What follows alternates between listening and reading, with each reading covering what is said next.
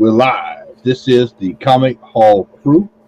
I am Matt. We've got X, and Sean Stay Puff is in the building. And we are coming off of a movie that we are going to talk about. We've been in the back chat talking about it, and you have to wait to get our reactions. But before we get into the happenings of tonight, how's everybody doing? Doing good, man. I'm tired. Good. Yeah, I'm in the same crew you with, Brother X. I'm in the same crew. I am good, but I am tired. I am right there with you, my friend. So let's not delay. It is time for our favorite segment. You must be out of your goddamn mind. But my prices are reasonable. What? Oh, there they go. There.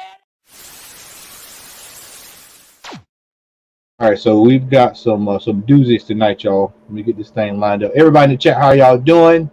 Let's see if we got anybody in there yet. They're still kind of filing in. So we're going to go ahead and let's get this screen share up. Y'all bear with me. Here we go. Right out of the gate, we have, y'all don't like this one.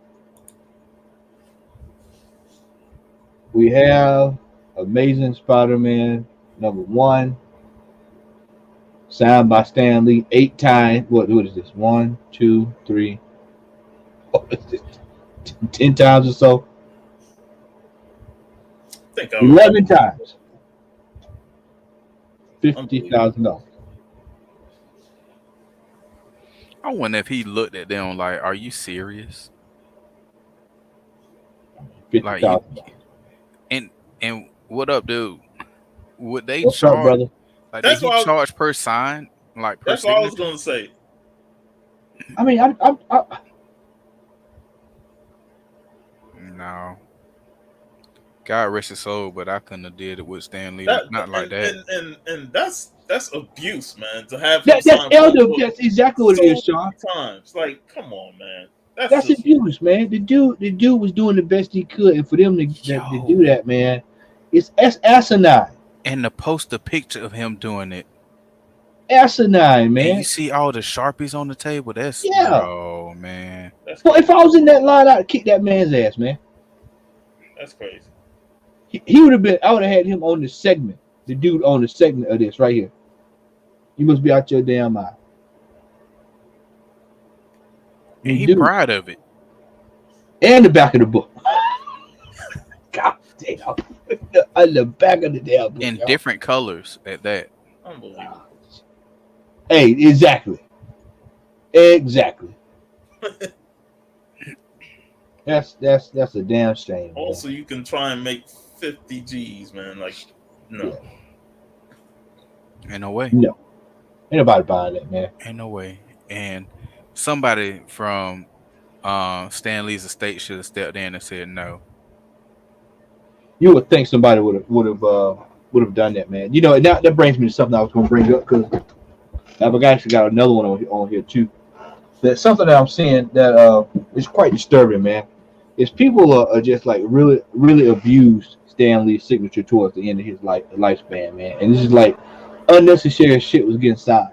Yeah. This is unnecessary. He didn't even know what he was signing, unfortunately. You know what I'm saying? I mean, dude, just do one signature across the book and move on. And get somebody to draw Spider-Man on there. I would accept that better. Right. Somebody would have drawn Spider-Man or, you know, not action comic, excuse me, Amazing Fantasy cover on there, and then, you know, get him to sign it. I would be like, okay, cool. You know what? You got J. Scott Campbell to draw it, Stan Lee to sign it. Okay, I can work with that. But this right here, man, this is unacceptable. Ridiculous. I could see if it were 11 different signatures on there. You know what I'm saying? Because that would be impressive to me. You know, when you have multiple signatures from multiple artists, writers, creators, whatever. But to sit there and have this man sign that thing 11 times, yo.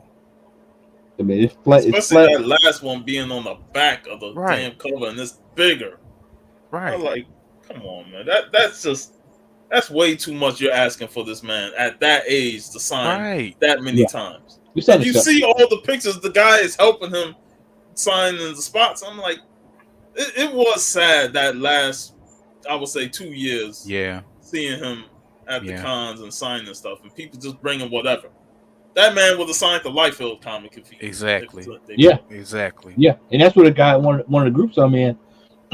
They were saying the guy was like, "Why is he signing unnecessary stuff?" And the guy was like, "Well, you know, Stan would sign anything you bring to him." And the guy was like, that still doesn't mean it's right." Right. Like, exactly. You know, have some kind of decorum about yourself. You know. I mean, it's like me taking a McFarlane Batman cover to Jim Lee to sign. You know what I'm saying? That's just disrespectful. Sean, you'll like this next one. What? Whoa. Come on, man. Whoa. I mean, I know it's a rare find, but I mean, come on, man. $24,000 for that? No way. No absolute way. That's maybe at 9.8. That's maybe a $2,400 book at best, and even then, I probably priced it too high. But it's a rare book to find. But I mean, at least it's free shipping. Free I mean, I've seen that issue on eBay before, raw copies and even slab copies, and not at this price. I mean, $24,000 for Static Shock. Rebirth. Not this is the first run. No, this is the second. Yes, going into the second one. No. That's ridiculous. No. So, and on that one. Next up. All new Marvel Now .1 CGC 1 of 75 variant. $21,999. First, Kamala Khan. Yeah, that's a no for me. Right. Nope. Bro, you ain't moving that book for that price, man. He ain't moving that book at all. Yeah, that book's not gonna get moved. If it does get moved, I had to go scramble to go find me one. If we let them go for $21,000, I go find one for that. Because I highly doubt that's gonna sell at that price. So we'll be seeing that as a best offer somewhere down the line, I'm sure. Now he gonna be one of them cats that email you trying to get you to buy the book. Yes. Yeah. As soon as you watch it, you get that best offer like 5 minutes later. The seller has offered you 15% off. 15% my ass. Hey, you get this shit like 50% off. Like that's really a deal. Ain't no way in the world. Coverless Superman. I mean, I just that would defeat the whole purpose. What's the definition of off-white? Because I see brown. You know what I'm saying? Yeah, Jeff was talking about it on my show where, you know, he got his Vampirella slab back, and he said it was yellow pages, but they graded the white pages, and he knows it was yellow because he inspected the book. I didn't even check when I got my books back the other day. I didn't even check to see what they graded the pages on. I didn't even see the notes. You know, sometimes they note them. They're off white. Yeah, I didn't even notice it. I didn't even look to see. Because I've got to a point with CGC. I just feel like shit is all over the place. You know, as long as it's in a encapsulated, I'm fine.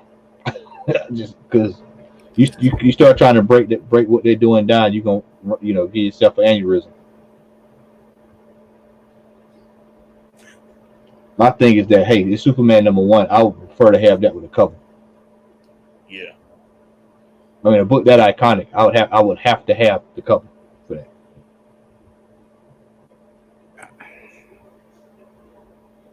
Go ahead. I want to see what other people are trying to sell a coverless Superman #1 for.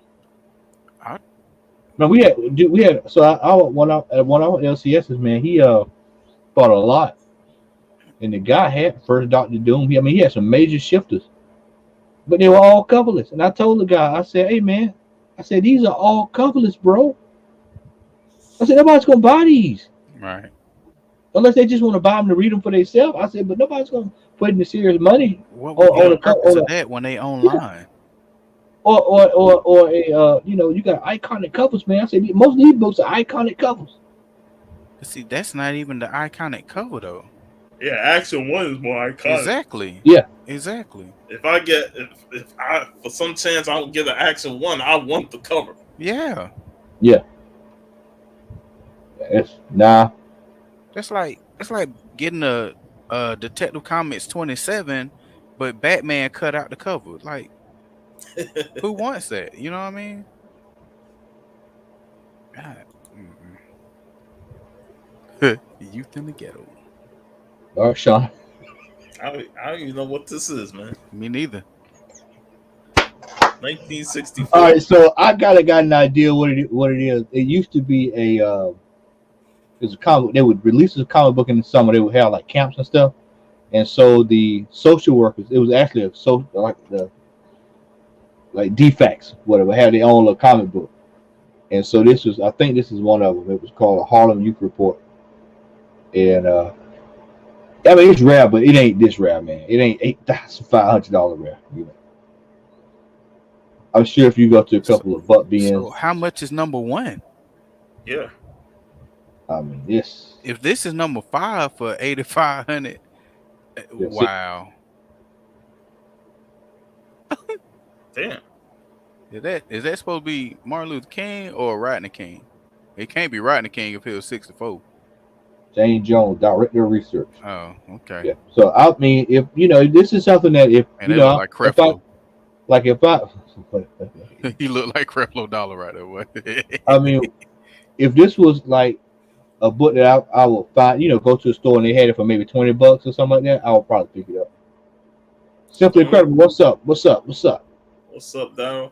Yes, I would mind picking up something. It's like $20. The only thing I can think of just by seeing the title of the comic is Eric B. and Rakim's In the Ghetto. Right. I'm gonna throw this out there too. Now, when do you think that they will have enough common sense to get this graded? This is a book that you probably want to get graded. Look at that top corner. I mean, low grading. This would be probably all right. No, I'm just saying. Look at it though. Yeah. They find it in the ghetto. Right. Paul Hill Project. Good night. Yeah. 8,500. They got 11 watches. They just want to see if somebody actually buy it. Dude. All right, so the guy who drew this, Larry was. That's who drew the Cherry comic.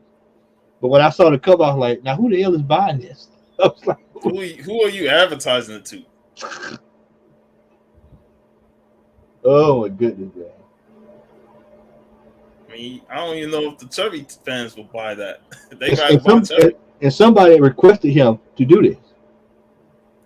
So keep it, man. I mean, it's like, hey, man, we paraphernalia in there. We want. If you're a fan of the artist and stuff, and you requested him to do that, that should be your personal prize. Well, and that's what disturbs me, man. Like, why do guys go through all the trouble to sending something to an artist to draw, and then they turn around and they want like that they want to make money off the artist's name. Like, look at this cool sketch he did. It's 9.8. Put it on eBay or try and sell it. Yeah, exactly. Yeah, this is ridiculous. $6,000. Nope.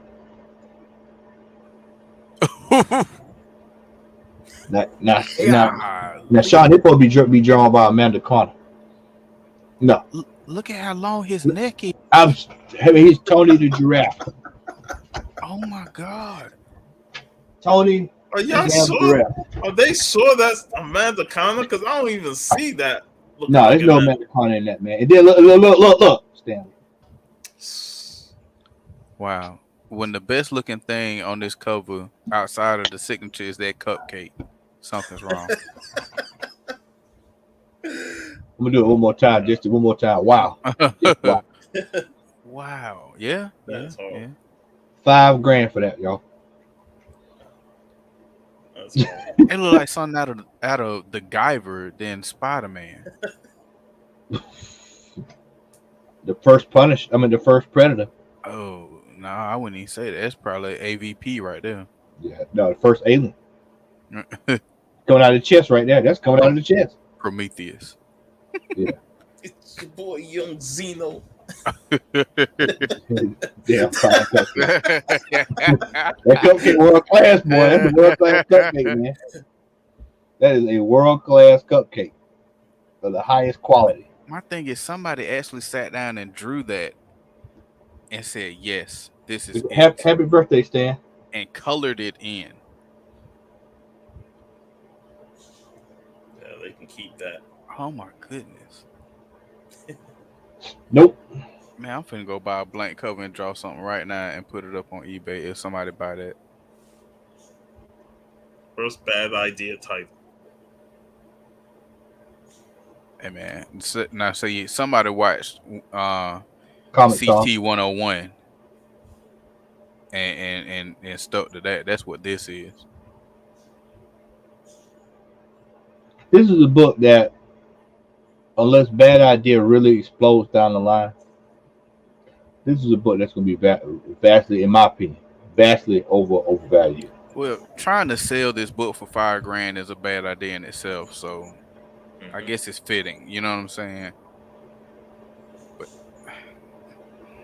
hey, to each his own. I mean, I would just two the words right out of my mouth, like to each his own. But I think this is going to be vastly. Look at it. Yep. Right. Yeah, it's a very bad idea. That's good. Oh man, it's crazy, man. Nah. Oh Lord. Now that you talk about Yellowstone. Oh man. Lord. The first thing you see is nothing but yellow. I mean, that is man. Yeah. And what's that writing on top? All-Star 3, man. Oh, he had to write it on it. He should have put first, and it's not center. That's what I was gonna say. Yeah, look at center. I was gonna say, is that a messed up spine or is it not? Is it off center? With tape. That's tape, man. That's tape. Oh man. That's tape. That means it's falling apart. Oh my god. Oh. Bro, I know we used to read our comic books back in the day, but damn, bro. Look at Spectre. That's how you feel about that cover. That's how you feel about. Look at that face. That's how you feel about the cover. Sad as fuck, man. So I got questions. If this Green Lantern's weakness was yellow, why do they have a yellow outline around him outside of the green? I don't know. Is the first Green Lantern yellow's not his weakness, is it? Yeah. Well, it was no, not yellow. Wood was his weakness.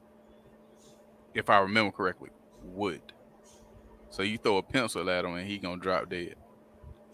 I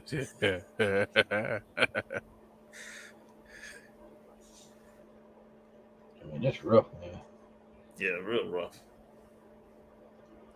Just seeing it blinds my eyes.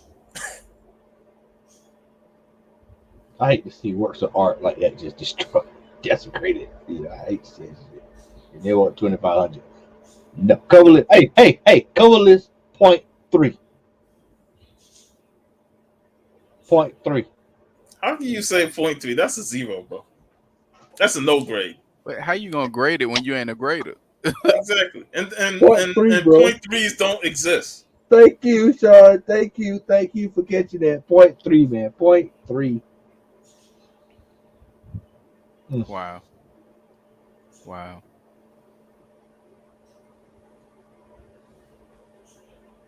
One of a kind. Inside out, upside down, backwards. What? It's tag team. It's tag team. Yeah, I'm finding them, boy. I'm finding them, man. Some dudes. Oh my god. A 9.4. What is that cover though? Manufactured with cover inside out, upside down, and back. What's upside down? The cover. It's reversed. But that don't make it upside down. This listing is upside down. Yeah. Did they slab it upside down to make it up right side up? No, that just apparently came up. Apparently, I guess they stapled it inside. No, I I get that it's can't explain. reversed. I'm trying to You asking understand me what's something? I can, upside hey, down. you asking me to explain the unexplainable? I can't explain this shit. I mean, why even bother? Hey, simply incredible. What you got for this, man? No, I want to see what you got for this one. Is that a dog next to the fist? I don't know. Yeah, they in the dead square center. Now we examining the advertisements from back in the day. Oh my god! 5 p.m. radio. Man, I wish they at least showed the advertisement of the old Saturday morning cartoons on there. That been the front cover. Golly. Speechless. Exactly. Oh my goodness. And we got 7 times by Stan Lee. Come on, man. Come on. That's the same dude that had the blank cover, ain't it? I told y'all, man, these folk, man, Stan Lee signature, and people in the chat and y'all on the panel, don't think I'm wrong when I say hold this. Hold on. Read next to delivery. Varies. What? You must be out of your goddamn mind. But my prices are reasonable. What? That's not reasonable. That's just downright awful. I want y'all to get this, man. But it is the original CGC case. Yeah, but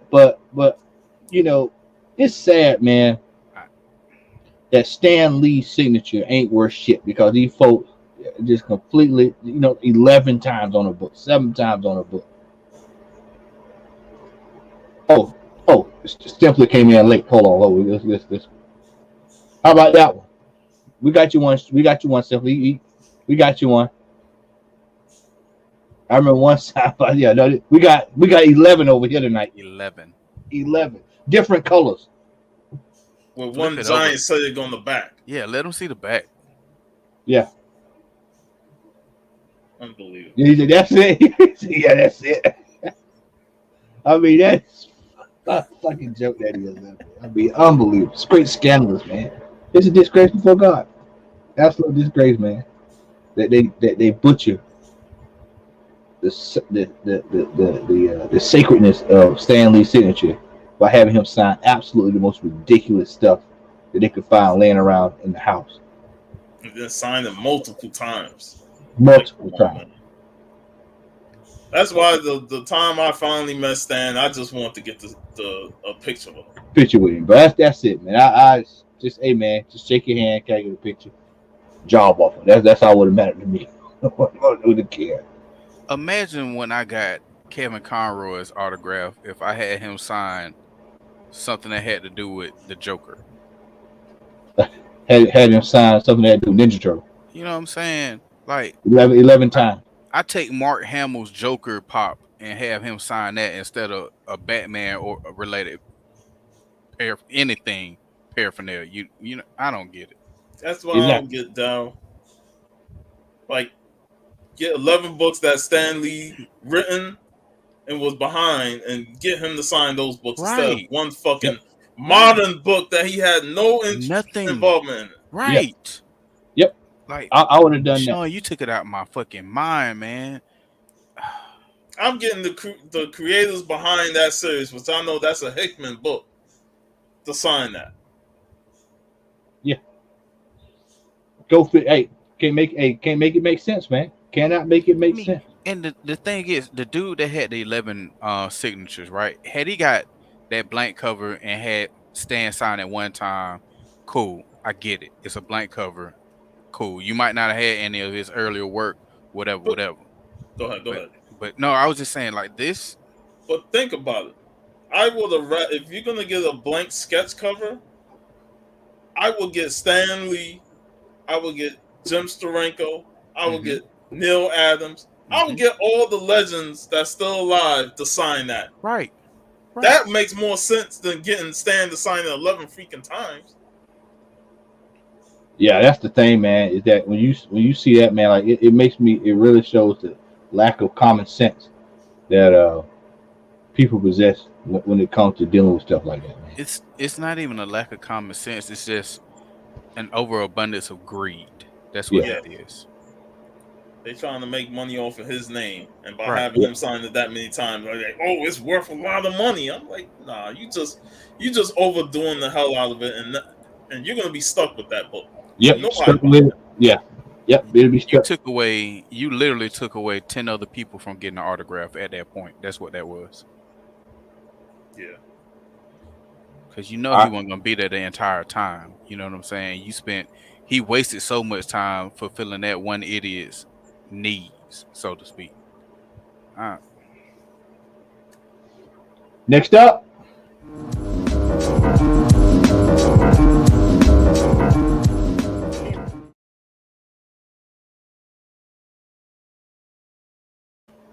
All right, it is our cover price top 10.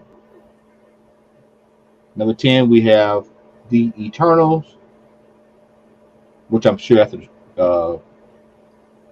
last few trailers, we kind of expected this to start seeing this kind of start ramping up. And I don't want to hear anything about folks that's talking about they couldn't find this book. This book was, in buck bins for generations. I saw that book and I wasn't even looking for it. Yeah, that's what I'm saying. I said that I don't want to. This book was out there. So if you didn't get the book in the last couple of years and you wanted it, I mean, it's tough, real tough. Brightest Day. I can't quite remember what happens in this book. Something happens. It's the White Lantern. It's not White Lantern, is it? What's Brightest Day, X? Oh, you don't know. I know the Brightest Day did have the White Lantern. Yeah, that I think was like the end at the end of the Black Lantern stuff. The White Lantern came in. Yeah, where's Chris when you need it? I know Chris. I read the Green Lantern omnibuses. I got the Jeff John omnibus. It's been a while since I read them, but I love that storyline, Blackest Night. And all that. This was actually it was actually one of the better storylines. I just can't remember what happened. It's been so long. The negative variants of John Tyler Christopher. I feel like everybody's starting to get negative variants now.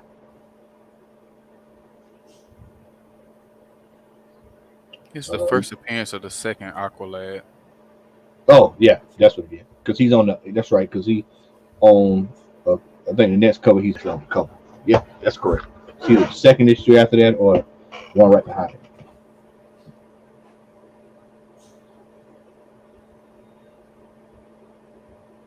Yep, exactly. Deadpool Black, White, and Blood is creeping up. For what? Stan Sakai, man. Stan Sakai.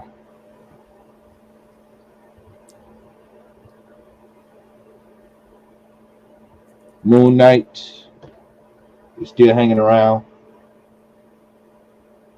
Lethal Protector. I'm just still shocked when I see this book going for what it's going for. I'm like, this is a Buck being classic. Fantastic Four 94 is still around. Marvel Holiday Special. I used to pick this book all the time up in dollar bins, 50-cent man. I just pick it up. Yep, this is $45 raw now. Man, it's painful to see Liefeld books in top two. I mean, look at that profit, man. The very definition of 90s comics with that style. I mean, that ain't, you can say, yeah, man, I got a bunch of comic books I want to come up off of, but let me see what you got, man. You got Prophet, you got Youngblood, you got Wildcats. All dollar bin books. Yeah. All dollar bin books. All dollar bin. Sip on the road tonight, man. He's another one we neither do we.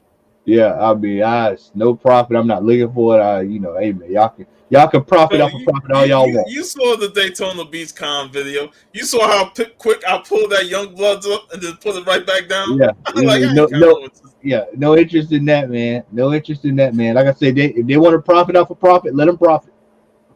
They can have it. It is definitely not there. Exactly. Nobody gets it. Nobody gets it. What you got? What you need? Oh my goodness, profit, man. Oh my word, profit, man. Youngblood, Jesus Christ. Some of the classics of classics. All right, let's take a step back in time. Let's go over to our other top 10. Let's go to the throwback top 10, brought to you by CBSI. And we've got some old doozies here. Let's see what we got here. 10, we had Darth Vader.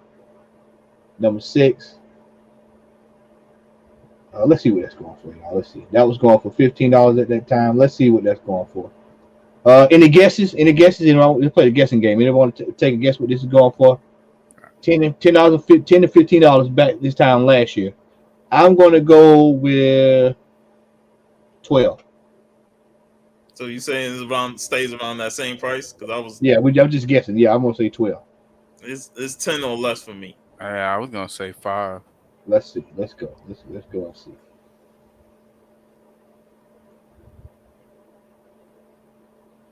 Yep. Yeah, we're not too far away. Yeah, not too far away. So that actually held. Yeah. All right. I can do it. All right. But I'm not that big in the Star Wars anyway. I enjoy it, but not that big. Nah, I absolutely. I don't even no interest in that at all. If I'm buying Walking Dead, I'm buying the first one. I'm buying the original. I'm not doing a gold foil. One for one store. Oh, you remember? Yeah, I remember. I know exactly what you're talking about. You remember that? Oh my God, $100 day one. Day one, it was $100 day one. Yeah, they can get the gun clap for that shit. I think Al got it for cover price, but it quickly, and that was only because they put the wrong one in the pool. Yeah, that's exactly what happened. That's how he got it. Yeah.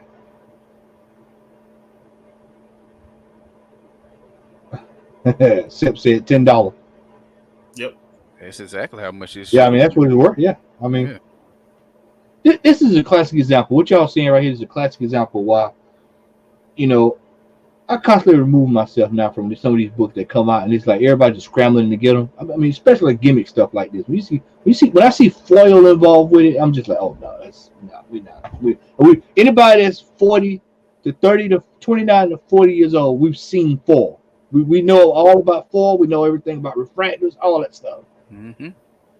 It's funny. The only foil cover that I buy to this day is Berserker. Just because I like the way that one looks. It's not for trying to flip it. I just like that particular cover. Now this one was expensive. I remember this being a little up there. This Alex Ross variant. Let's see what's that one going for there.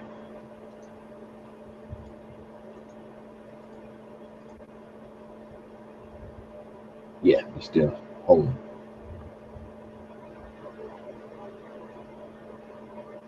Let's see. Yeah. Scroll back up. What is that? A 9.3? Yeah. Or see, this person right here, whoever bought these two, this was what you call it, the FOMO. 9.8. Okay, well, it's not. I got to have it. 9.8. It has to be crisp. 9.8. So you put 175. Then this one, it's raw. I've got to have it. It's 150. It's $99. Best offer accepted. All right. Then this guy said, you know what? I'll just wait. $39 for a 9.4. I need the prices right, Horn. Yeah. Nah, this is what I tell folks, man. You gotta avoid the FOMO. Batman 3 Jokers, Xavier. Batman 3 Jokers, second print.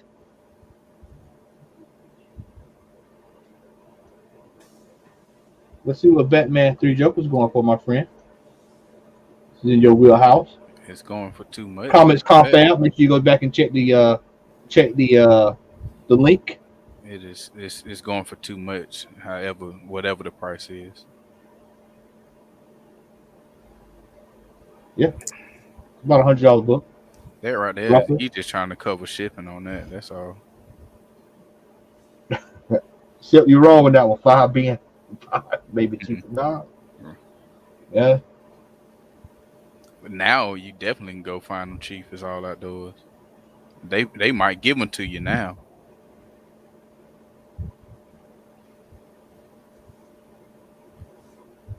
Yeah, I mean some of these places will. Now this is one I already looked up. I was intrigued by that one earlier. That one's good. Combo pack. What? I mean, this was another one, Sean, that was in dollar bins for a while. This was another one that you could have got for for nothing. Yeah, you looking at it right. I see you looking. I just didn't, and I might be way out of line with this, but I just never saw what was so amazing about her as a Lantern. But I also don't read Green Lantern like that, so I'm sure I have this. I bought this book. Yeah, I got it for $1. For $1. I got 2 copies, 2 or 3 copies for $1. I don't have that Justice League 31. But not this one. Yeah, I hadn't seen that one. Not that cover. Yeah, I hadn't seen that one. Yeah, this was the one I've got. But like, what makes her so great as a Lantern? That's a real it's question. FOMO, man. I know she's a Yellow Lantern now.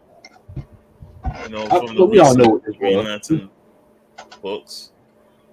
I mean, I liked her character in the Green Lantern series when it started out in Rebirth, but I kind of fell off that series. So.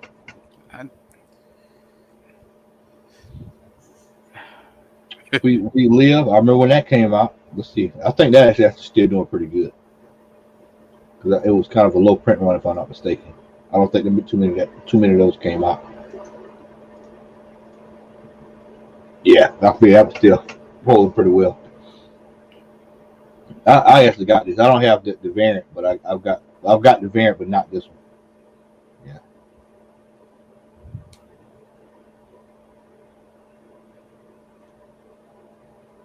Miles Morales. This is gonna be interesting. I wonder when, like, I love Miles Morales as a character, but I wonder when his look. I hate to call it 15 minutes of fame, but it's not going in. So you think he's gonna end up being like Deadpool? No, I think it'll be more. I'm saying like oversaturated, like every time you turn around. Not, because they oversaturated Deadpool so much with all the miniseries and stuff. I don't think they're gonna go that route with Miles. Hopefully not. But no, I hope not either, man. Because Miles is a really likable character. Last thing I want to see him posted with plastic everywhere. They need to get him out that damn uniform to put him back in his other uniform. Yeah, that was up there. I don't even remember seeing this in the store at all. I don't even remember seeing that one. I know I didn't see it. Justice League 50. Oh yeah, this the other one. I think this is the one. Yeah, this is where she actually comes to the Lantern. Let's see which one is the hottest two.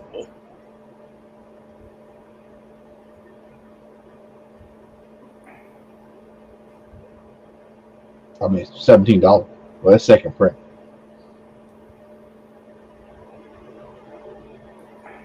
I just don't see the reason for it to be expensive, man. I agree. For a book that came out 5 years ago? Yeah, I mean, this is dollar bin fodder. Like I said, this is dollar bin fodder. Yeah, man. I mean, Dave had this in the dollar bin this time last year. I saw it. I'm not even going to go look at the boys. I already know that's expensive. That was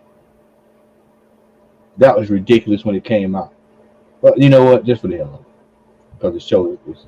When is that new I'm season? so glad Nick Spencer's run is over. I'm dropping SpiderMan.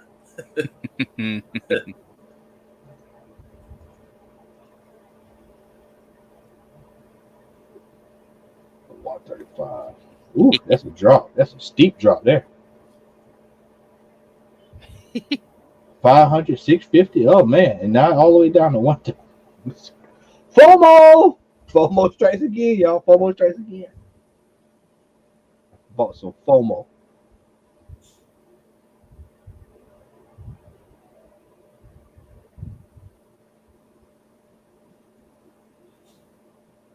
Let me get some of that cheap FOMO, man.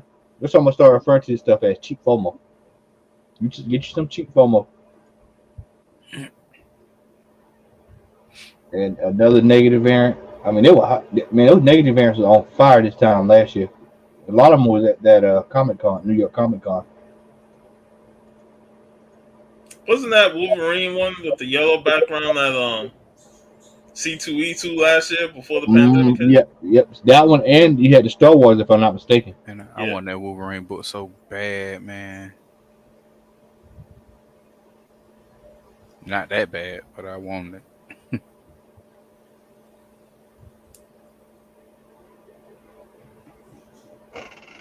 Cool. I've got a me and TC bought the Black Panther one. That years ago, like 2016, before it came up. What did you see on it? His eyes? It was the vibranium outline in his album. I had to pull it and show it to you. That's a tough negative variant because it's the whole thing negative. I'll show you.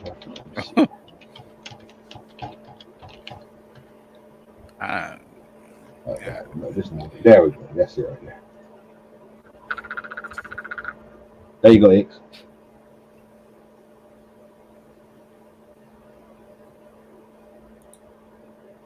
Did you send it in the chat? No, it's right here on the screen. Can you see it? Yeah, you gotta share it. Oh, I'm sorry. I hit the my bad, y'all.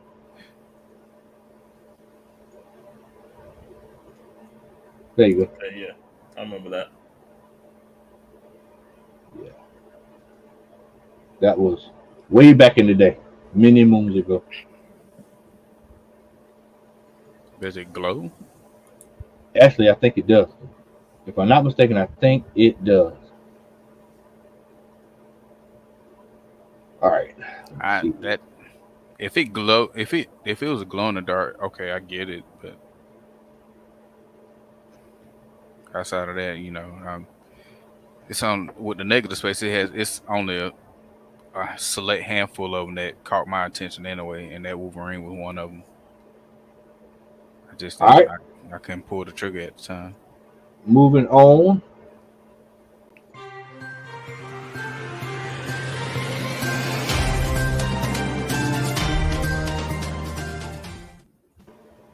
All right, so we were waiting. First off, I hope everybody was able to take advantage of DC's free NFTs. Oh, yeah, I've got mine. I got my Nubia and my Valzad NFTs. They were doing them for free if you signed up for a fandom, or if you logged into your account. I think if you logged into your account, you got it. And then you got an extra one if you shared it on. You didn't have to share it. You could just pull up the prompt and you still got it. I didn't share it. So, John, they gave me an extra one. Nice. Did you take part of that, Sean? Did you get one of those NFTs? Nope. Y'all like, I don't give a damn about the NFT. All right, but you do give a damn about that Batman trailer. And so, what did you think about the Batman trailer, man? I liked it. It was pretty good. I liked it better than the first trailer, and it definitely sells me on, what the movie's going to be, and Rob Pattinson work. I can't wait to see more of it, but I'm looking forward to it. Yeah, I told X-Men that I thought it had a little bit of that that gritty Dark Knight feel to it.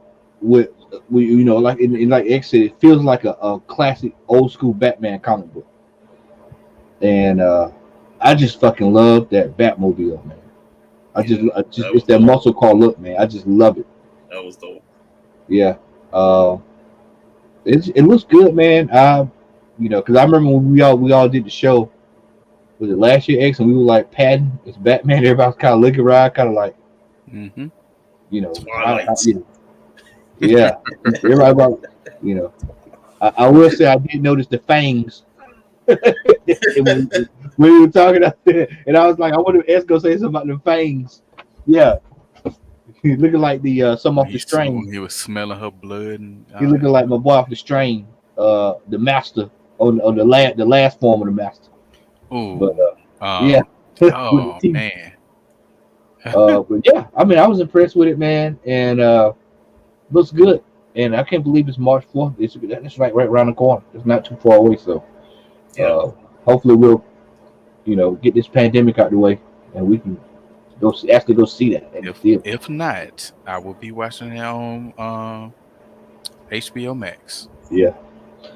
X, talk to me, brother. That's Batman is your baby, so. So I like the original trailer that we got just off of that one scene when he beat Buddy to the ground. You know what I mean? That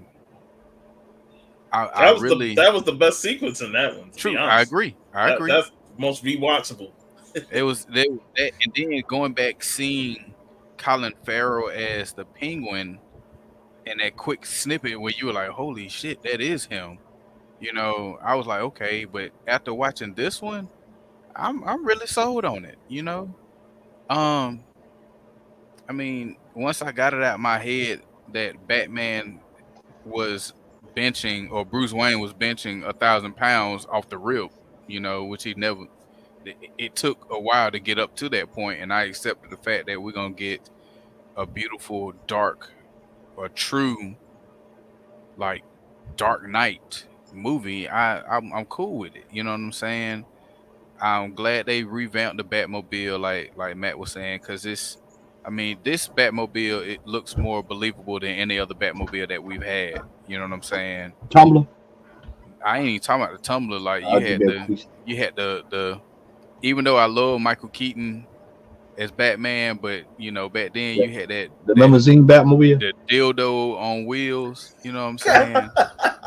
I liked that Batmobile. Though. I liked it too, but if you look at it now, and especially since I said it, all you gonna see. That's something. What was that game that was kind of like Grand Theft Auto that came out? What was it? And they used to have all that kind of shit in there, man. I can't think of the name of it. Somebody see a real floppy disk. He out here ruining my childhood with saying that shit, man. But I really can't wait to see. Like, I'm more intrigued. I really want to see the Riddler in this movie. I like this twist that they're giving us so far. So I really want to see that. I'm not a big what's her name Zoe Kravitz fan. But she looks good in this, I can't wait to see it, even though I have to wait.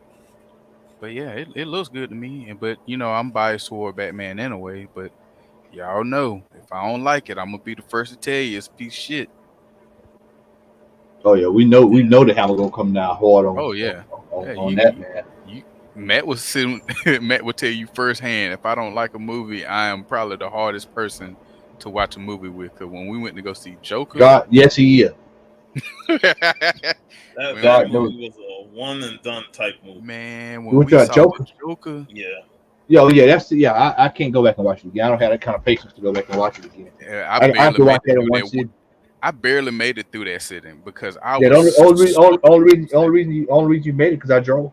That's the only reason why you made it because I drove. That was it. I was you would have thought I was a little kid that had to pee watching that movie, because I could not sit still at all.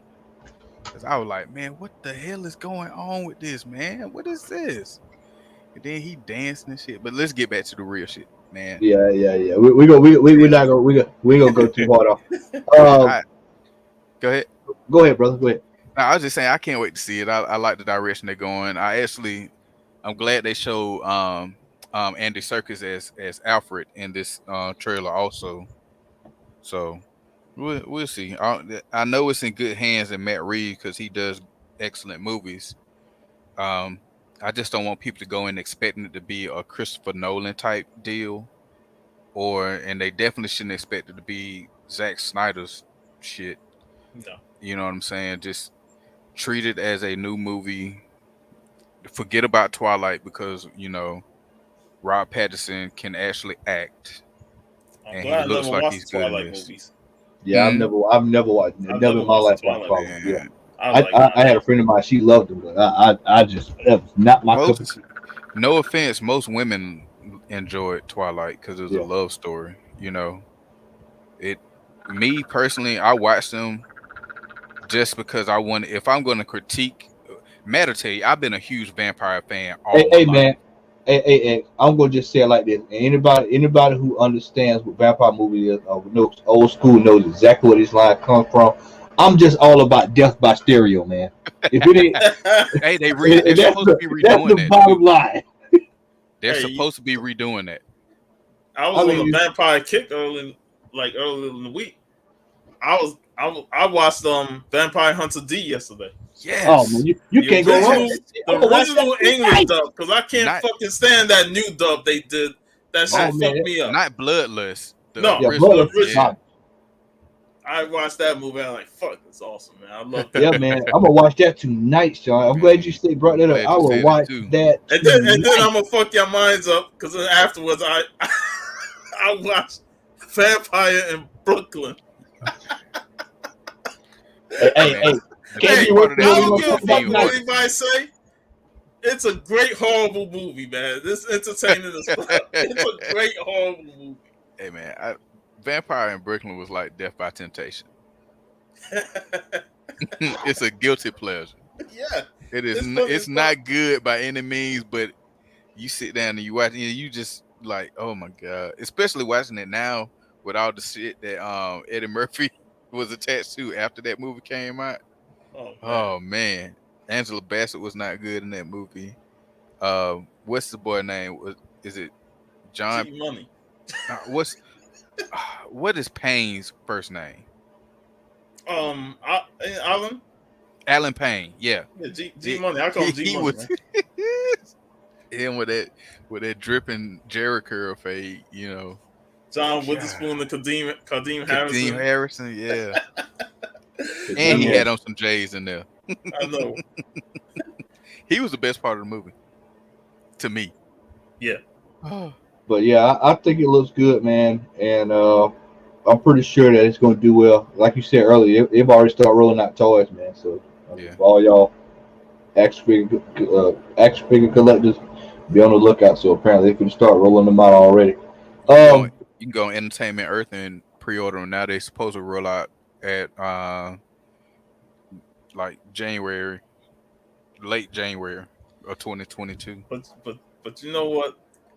Moving right on to the most electrifying man in entertainment, all of entertainment.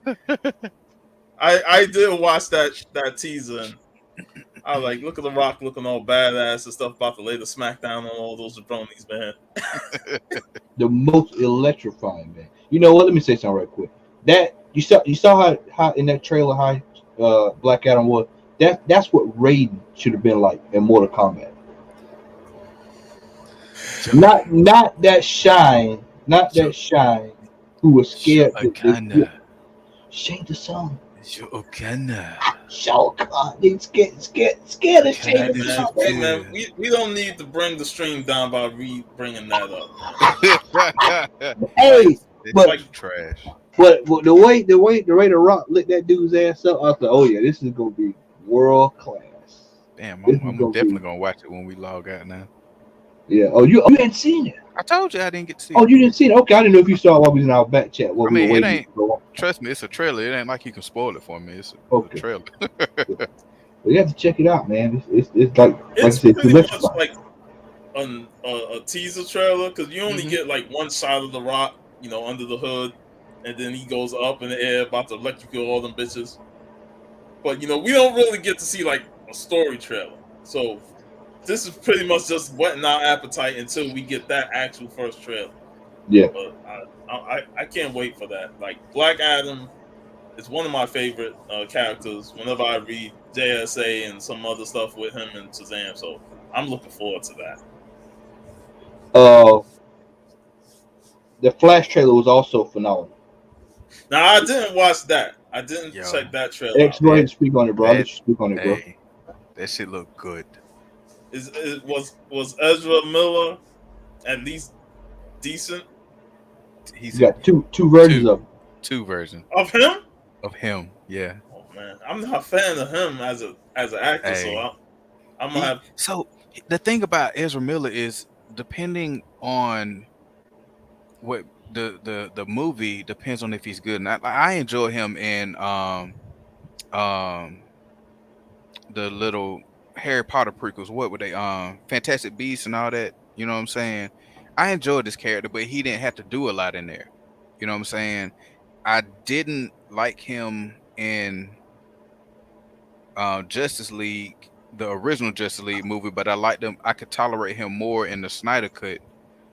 But I didn't like it. Just what's up, G-Man? But G-Man is in the building. I think we didn't like it because we know Barry Allen is not that guy that we saw on the screen. You know what I'm saying? We know Barry Allen is one of the smartest people, and he has that banter between him and Hal Jordan that brings it forward, like brings to the forefront, and we didn't get to see that. I feel like Miller's Flash has elements of Wally West in him without the red hair. I think he feels more like Impulse than he feels like Bart Allen instead of Barry Allen. You know what I'm saying? Because he doesn't strike me as Wally, and that's probably because I like Wally more than Barry. And the only reason I say that is because of the whole, like my introduction to Wally before I read some of the comics was the Justice League animated series, and Wally was kind of a goofball in there, cracking jokes and stuff. So I saw a little bit of that in Miller's performance, and I was like, it's not 100% Wally because I feel like the character grown from that, and especially in the comics. Right. But from that Justice League cartoon, I saw a little bit of it in him in the movie, and I hated especially Young Justice. I hated that slow-mo scene in the extended cut, man. That shit. I fast forward through that shit. Yeah, that was rough, man. Yeah, which slow-mo scene though? That the one that introduced him in the Snyder cut with the car crash. And, okay, yeah. And I thought he was better in the Snyder cut, but that scene, like, it almost reinforced me why I didn't like him in the original one. I'm like, fuck, man. Yeah. My thing is, if he moving that fast, how did they lock eyes for so long? And why was he so damn interested in them damn hot dogs? I get why he was interested in the hot dogs, but great. And to me, it was a weak introduction to what's her name? Iris. Yeah. My thing is, how the hell you gonna, as a truck driver, driving a rig, you really going to stop doing everything you can to try to pick up a hamburger that you drop? First of all, how is he eating a hamburger driving a rig in the first place with one hand? You have to have two hands to drive a rig. Hey, you see that shit in real life on 75. On 75. And that's the thing. He wasn't even on 75. He wasn't on the highway. He was in the intersection. The I-10 corridor, Sean. I know when the moment you drop food, you might as well just start to slow down and come to a stop. Get into the side lane and just come to a stop. Hey, man, get out my head because I was thinking that was the juiciest burger I've seen. Hey, you know what kind of burger that was? You know what kind of burger that was? That was a burger from a bar from Popeye, man. I will gladly give you $1 today and pay you on next Tuesday. That was the original Champ burger from Checkers when they first hit making. When they were actually this big. You sure it wasn't the same burger from dude in Menace to Society? I got these cheeseburgers, man. Yo. Oh man. that greasy ass bad. Boy, that how you know it was a great burger, man. That bad was about to fall apart. Yeah, that's like when Checkers first came out. Oh man, them Champ burgers. Yeah, they're classic Champ burger, man. When that shit first came out. Not now. I'm talking when it first. Checkers was they them heart attack burgers, man. Ooh, you look Central at them Park. Sean, did you ever have a Central Park? Have you ever had Central Park before? Nah, I never heard of it. Oh my Lord, Jesus Christ, have mercy on his soul. Man, we had this spot. It's basically Checkers is a spinoff from Central Park. Central Park's closed down. I know Derek in the chat. Derek remember Central Park. Yeah, because I know Central Park and Raleigh, but so that must have been before I moved down south. Yeah, it was. Man, this is a hamburger joint, man. It was absolute. Fuck Five Guys and all that, man. It was fucking Five Guys and their $10 burgers and shit. At least Five Guys give you enough fries to feed a family. Shit. They give you can get a small fries and they'll still stuff the bag up. You might not even finish the fries with Five Guys, but that burger they about like the burger that I had at the con this year. I'll never forget when I was watching a video game YouTuber, and he was talking about hey, Al in the chat. Al remember hey man, fucking Central Park burgers, man. I'm telling you, bro, huge. Man, let me stop before I start reminiscing, man. That's I'll never forget man. Dude said, talking about Five Guys, and out of the blue, he said, "I love Five Guys in my mouth," and my eyes was like, "What?" I was like, "What did dude just say?" I'm not gonna go say it like that, man. But yeah, that trailer. Imagine checker fries with seasoned salt on it. Oh, let's move on, man. Cause I'm gonna get man. You gonna mess around? Yeah. I'm gonna go after the show. I'm gonna go I got some checker fries in the freezer. I'm gonna throw them in the air fry, man. I might take a trip to Checkers, man. What is you talking about? Damn, man, you messed me up for the night, man. I just had S&S. Shit. I eat Chinese food. So they also showed the Peacemaker trailer, and that was pretty good too, man. I know y'all two hadn't seen it yet, but I was impressed. I can't see it because I can't see Cena, so I'm gonna continue to make that joke, man. Everything he's in, I can't see it. But he I think he just nailed that role down to a T. What was even funny is when I was telling X-Man, Vigilante's in the trailer. That shit is even more serious. Yeah, that's why that book was on the list a couple weeks ago. Yeah, that's what I told X. I didn't realize he was in, going to be in there, and I kept wondering why the hell is this book? Because dollar bin book, it was always in dollar bins, 50 cent. Yeah, I remember seeing the whole run of Vigilante one time, like a few years back. I was like, damn, this dude got a lot of Vigilante. It's like too bad I didn't care about it, But I just picked him up. I was like, you know what? They may do something with him down the line. I just grabbed a couple copies. Whoop, there we go. Whoop, there it is. And I think that was I'm trying to think, was there any other trailers? I could have sworn I had Vigilante #1. If you don't, I know I got you I got 2 or 3 copies. I could have sworn I got one out. You need it? Shelf. I'll look. Okay. I'll look. It's in one of the long boxes I got that I need to go sort through. All right. But yeah, I think that was it for the Phantom trailer. Was there anything else I missed on those? I think that was the only other thing they really showed was Gotham Knights. The game. Hey, Al is in the chat too. Since Al is in the chat, did he get a chance to see what he thought about the Black Adam? Pretty sure we got a few seconds of delay, so he'll probably respond. But I want to get his thoughts on that Black Adam, what he thought about it. Oh, there it is. There it is. I just seen that. There it is. That's them Rock fans, man. They made Black Adam. Hey, let me go ahead and put it out there right now. Most of the folk that all of a sudden show up loving Black Adam are not Black Adam fans. They are Rock fans. Yep. That's who's showing up. It's the people's elbow. The electrifying. I wonder if you're going to do that shit in the movie. The people's elbow. Stop. The people's thunderstorm. The people's thunderstorm. Oh, man. All right. Let's joking. Black Adam was one of the best characters in Injustice, man. Oh man, Black Adam and Injustice would whoop your ass. Dr. Fate. Dr. Fate. Yeah, Dr. Fate whoop your ass too.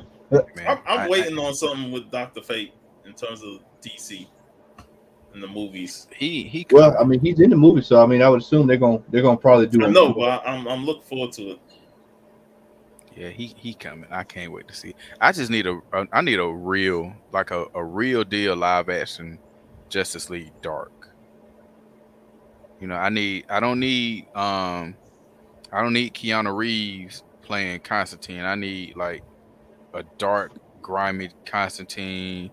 I need Etrigan. Yeah. I need Spectre, Dead Man. They showed Lucifer for Sandman, which I think they nailed it right because everybody, you know, people to forget, you know, biblically Lucifer was actually supposed to, you know. So when I saw the actress that's playing her, she's cool. Don't get me wrong, she's cool, but she was so stiff in Game of Thrones. I think she's gonna be stiff in this. I hope I'm wrong. It's just I know she's a stiff actress. We'll see, man. Hopefully they do it right, man. Like I said, Constantine needs to be dark and gritty. I hope Sandman is dark. Constantine needs to be smoking every all the time. Second of the movie. He needs to have a square. He needs to have a square in one hand and scotch or something in his other hand. That was the one thing NBC botched with the TV series is that he couldn't smoke.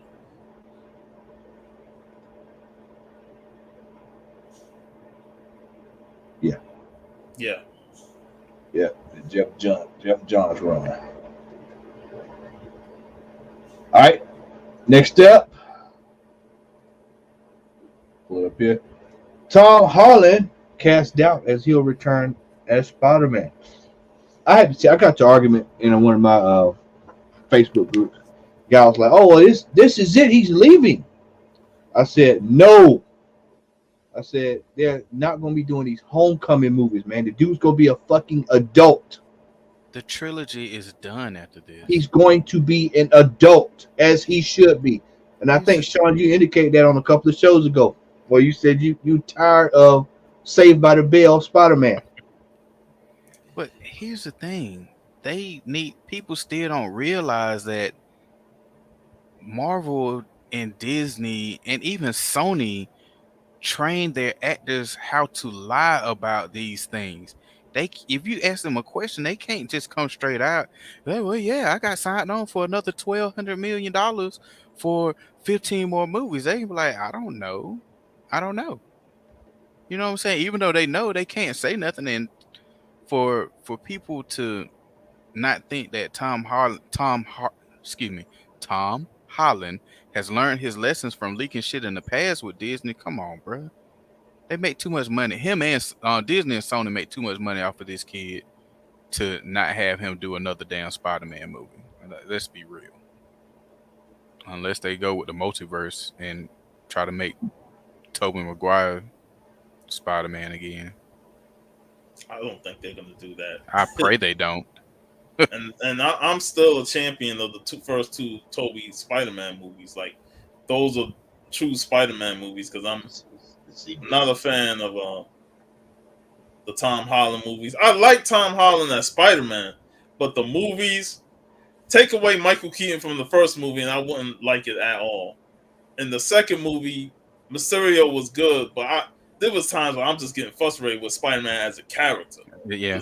The stuff that he was doing. So I was like, they're not great movies to me, and we'll see how this third one go.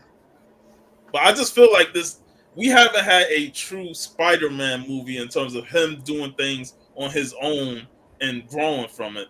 It's been all other people's influences. Iron Man influence in the first, Mysterio in the second, and this one you're gonna have Doctor Strange and the multiverse stuff.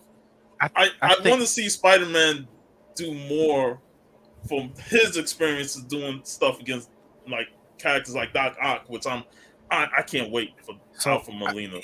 To go off of what you said, I think Andrew Garfield, the first Amazing Spider-Man, gave us glimpses of him being a brilliant individual because he created all that stuff on his own. It's just unfortunately we got that horrible ass sequel that kept everything from going. I Now, still say, what Alan, what Sean said. As far as I'm concerned, Spider-Man 2 is probably going to be my. yeah, but it wasn't because of Spider-Man though. It was because of Doc Ock. Yeah, but it gave you the struggles that Spider-Man was going through, being Spider-Man, and the responsibilities that he had. It stayed true to the character of what he goes through throughout life as Spider-Man. True. So in that aspect, I love it more. You know, the add on with Dr. Ock. I can give you that, but at the same time, what always threw me off about the Sam Raimi Spider-Man movie, what they were out of order. You know what I'm saying? Like, if you just switch certain things around, like if you put Gwen Stacy in Sam Raimi movies instead of Mary Jane, cool. You know what I'm saying? Because he ain't grow up next to Mary Jane Watson. You know what I'm saying? Yeah. You know, if you just put Gwen Stacy right there, it makes it a little better. You take away all the crying that Tobey Maguire did. You know what I'm saying? It would have been a lot better in my opinion. But I mean, those stories were written a lot better than what we got in. I'm scratching part Scratch 3. Scratch Scratch 3. We're not even gonna bring that up, man. But if you get Raimi's vision and put what they brought with Andrew Garfield and Amazing Spider-Man together, then we would have never had Tom Holland as Spider-Man in the MCU. You know what I'm saying?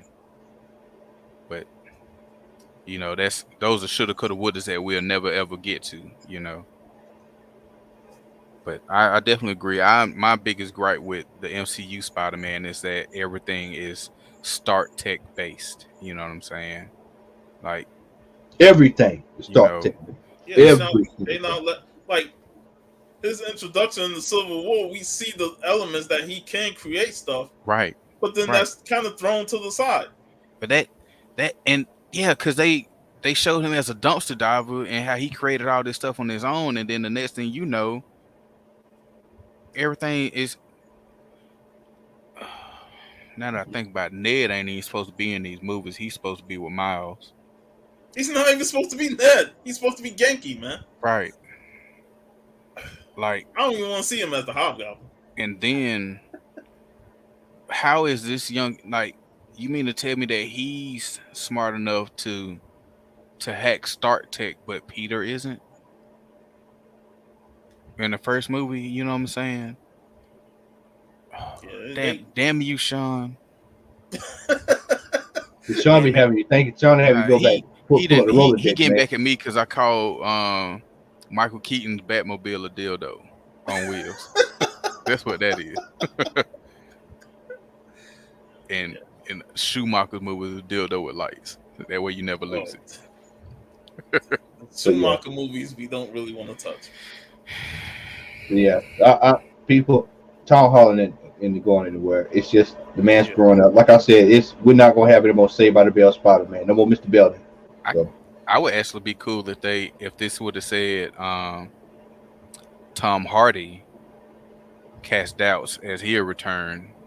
You know, because I'm not liking him as Eddie Brock at all. At all. How you do it? I love Tom Hardy as an actor, but he is not Eddie Brock. This punk that this man is sitting in lobster tanks in the middle of a restaurant. Yeah, I hate the buddy nature of those two. That shit, man, is like, man. That symbiote should be consuming him and turning him more violent. He should be savage. He should be vicious, tearing up stuff. All this pancakes and syrup and hash browns, frozen tater tots and chocolate, cookies and chips and shit, hot dogs. I'm really hoping and praying that with the little post-credit scene that we got, I'm hoping that they have the symbiote leave him and go to Peter, and that's what starts the little hate from Eddie Brock towards Peter Parker in the MCU. and gives us a closer Eddie Brock to the comics than what we got right now. And then when the suit goes back, that's when we get the real Venom. You know what I'm saying? But I know it's not going to happen because they're already too far gone from the story as is. You know. Yeah. Hell, I even heard that they showed glimpses of anti-Venom in this movie. Your face, exactly. I still haven't seen it. I'll watch it when it come on TNT. I still haven't seen it. I seen the post credit scene. That's all I watch when it come on after Under Siege. I'll watch it. Under Siege 2. Yeah, Under Siege. All right,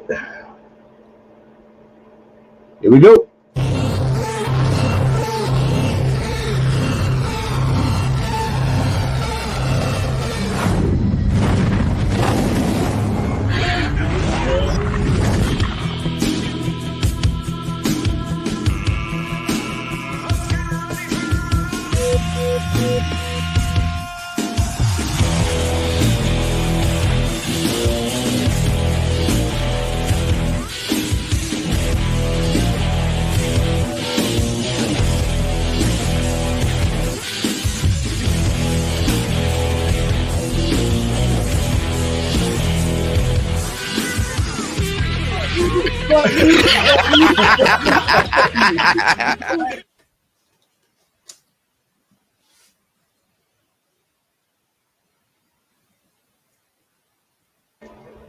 All right.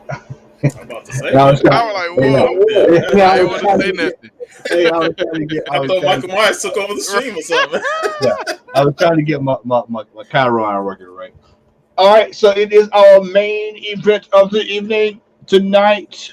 We talk about the resurgence of the slasher flicks. But before we talk about the resurgence of the slasher flicks, we must talk about the pathetic mess that was Halloween. They should be ashamed of themselves for putting that movie out. I'm sorry if y'all have not watched Halloween, please click off of the chat because we will be going in depth on the fuckery that movie was. Yes, DT, I know you're in the chat. You gave this movie a 7 out of 10. I am going deeper than what I did last night. I'm going to give this a strong Matt Odom approval of 2 out of 10. 2 out of 10. This was one of the worst movies I have ever seen in my entire life. I've watched some bad horror movies. I've seen some stuff that will, as Winston say, will make you turn white. This movie was so bad. I had no choice. I told TC today. TC said, has it made the list? And anybody who watched this show no longer know what list I'm talking about. Yes, it is not. That movie is in the top 3 of worst of all time. This is with Mosquito. This is right neck and neck with Mosquito. It's one of the worst horror movies I have ever seen. Mosquito. Gunnar Hansen. What? You man know who Gunnar Hansen is. One of the worst movies I have ever seen. This is straight Mystery Science 3000. Mystery Science Theater 3000 stuff. I mean, it was absolutely criminal at how bad they did this movie. They had some of the most stupidest actors I have ever seen. Jamie Lee Curtis got these cats from the car wash. They got these. They were bagging groceries. They were ushers at church. They were doing blood drives. I mean, they just got these folks from any kind of way. This was some of the worst shit I have ever seen in my entire 40-year life. I mean, I was so hyped up for this, man. I was like, okay, it's Mike Myers, Halloween. We get this shit for free. Now I know why you gave it to us for free. Because y'all knew this shit was going to suck. And y'all knew it was going to be worse if folks would have ran out to the theater in droves and saw this shit. I said, man, from the beginning, I mean, you had all these firemen. You had all these firemen out there. You had one water hose. The house is on fire. Your goddamn house is burning to the fire, burning to the floor. One water hose, and then you got a Shine who goes into the house, and he's in the house, and then Maya shows up, And then he gets dealt with. Then the other shine bone hits the screen. And Mike Myers was hiding in some secret part of the fucking basement that we didn't even see in the first movie. Right. That he didn't get burnt by. No burn. A secret garage door. Yeah. I know, right? I like when you watch the end of the first movie and you don't see him standing there looking at him. I'm like, this motherfucker has found a way out of there right there. I had to look twice. I said, shit, this ain't Mike Myers. This fucking Center from Killer Instinct. Look at this shit. No. I said, look at this. And so then this guy said he heard a scream. So then he runs inside. He said, hey, man, he reaches down into the inferno. Give me your hand. Then I will say that first kill was brutal as fuck, you know, what he did to the guy who he dusted him off now. He got dusted. But then Mike Myers comes out the door. So everybody knows who this is. We heard the legend. We heard the lore. You know, Mike Myers. Everybody knows Haddonfield. This is him. And so he comes down the stairs. Slowly. And if he's Shao Kahn, he comes right down and then walks towards them. And this dude squirted him with water, man. He squirted Mike Myers with water. He didn't even have the nerve to shoot him in the face with it or something. Yeah, not in full power. Bro, I'm black. And I know somebody's going to start laughing. I'm black, and I have watched civil rights movies from time after time. I know I'm a black man. I know the pressure of a water hole. I saw that was not the pressure of a water hole that was on Mike Myers. That was half staff. What I saw on Mike Myers. I said, are you kidding me? I said, not only that, these motherfuckers had an advantage on him. They was like 8 of them bitches. They kept going one at a time. They had fucking, I'm like, bro. It was Michael Wick. It wasn't Michael Wick. Did y'all see Mike Myers with the karate move? The dude came in, Mike blocked the shit.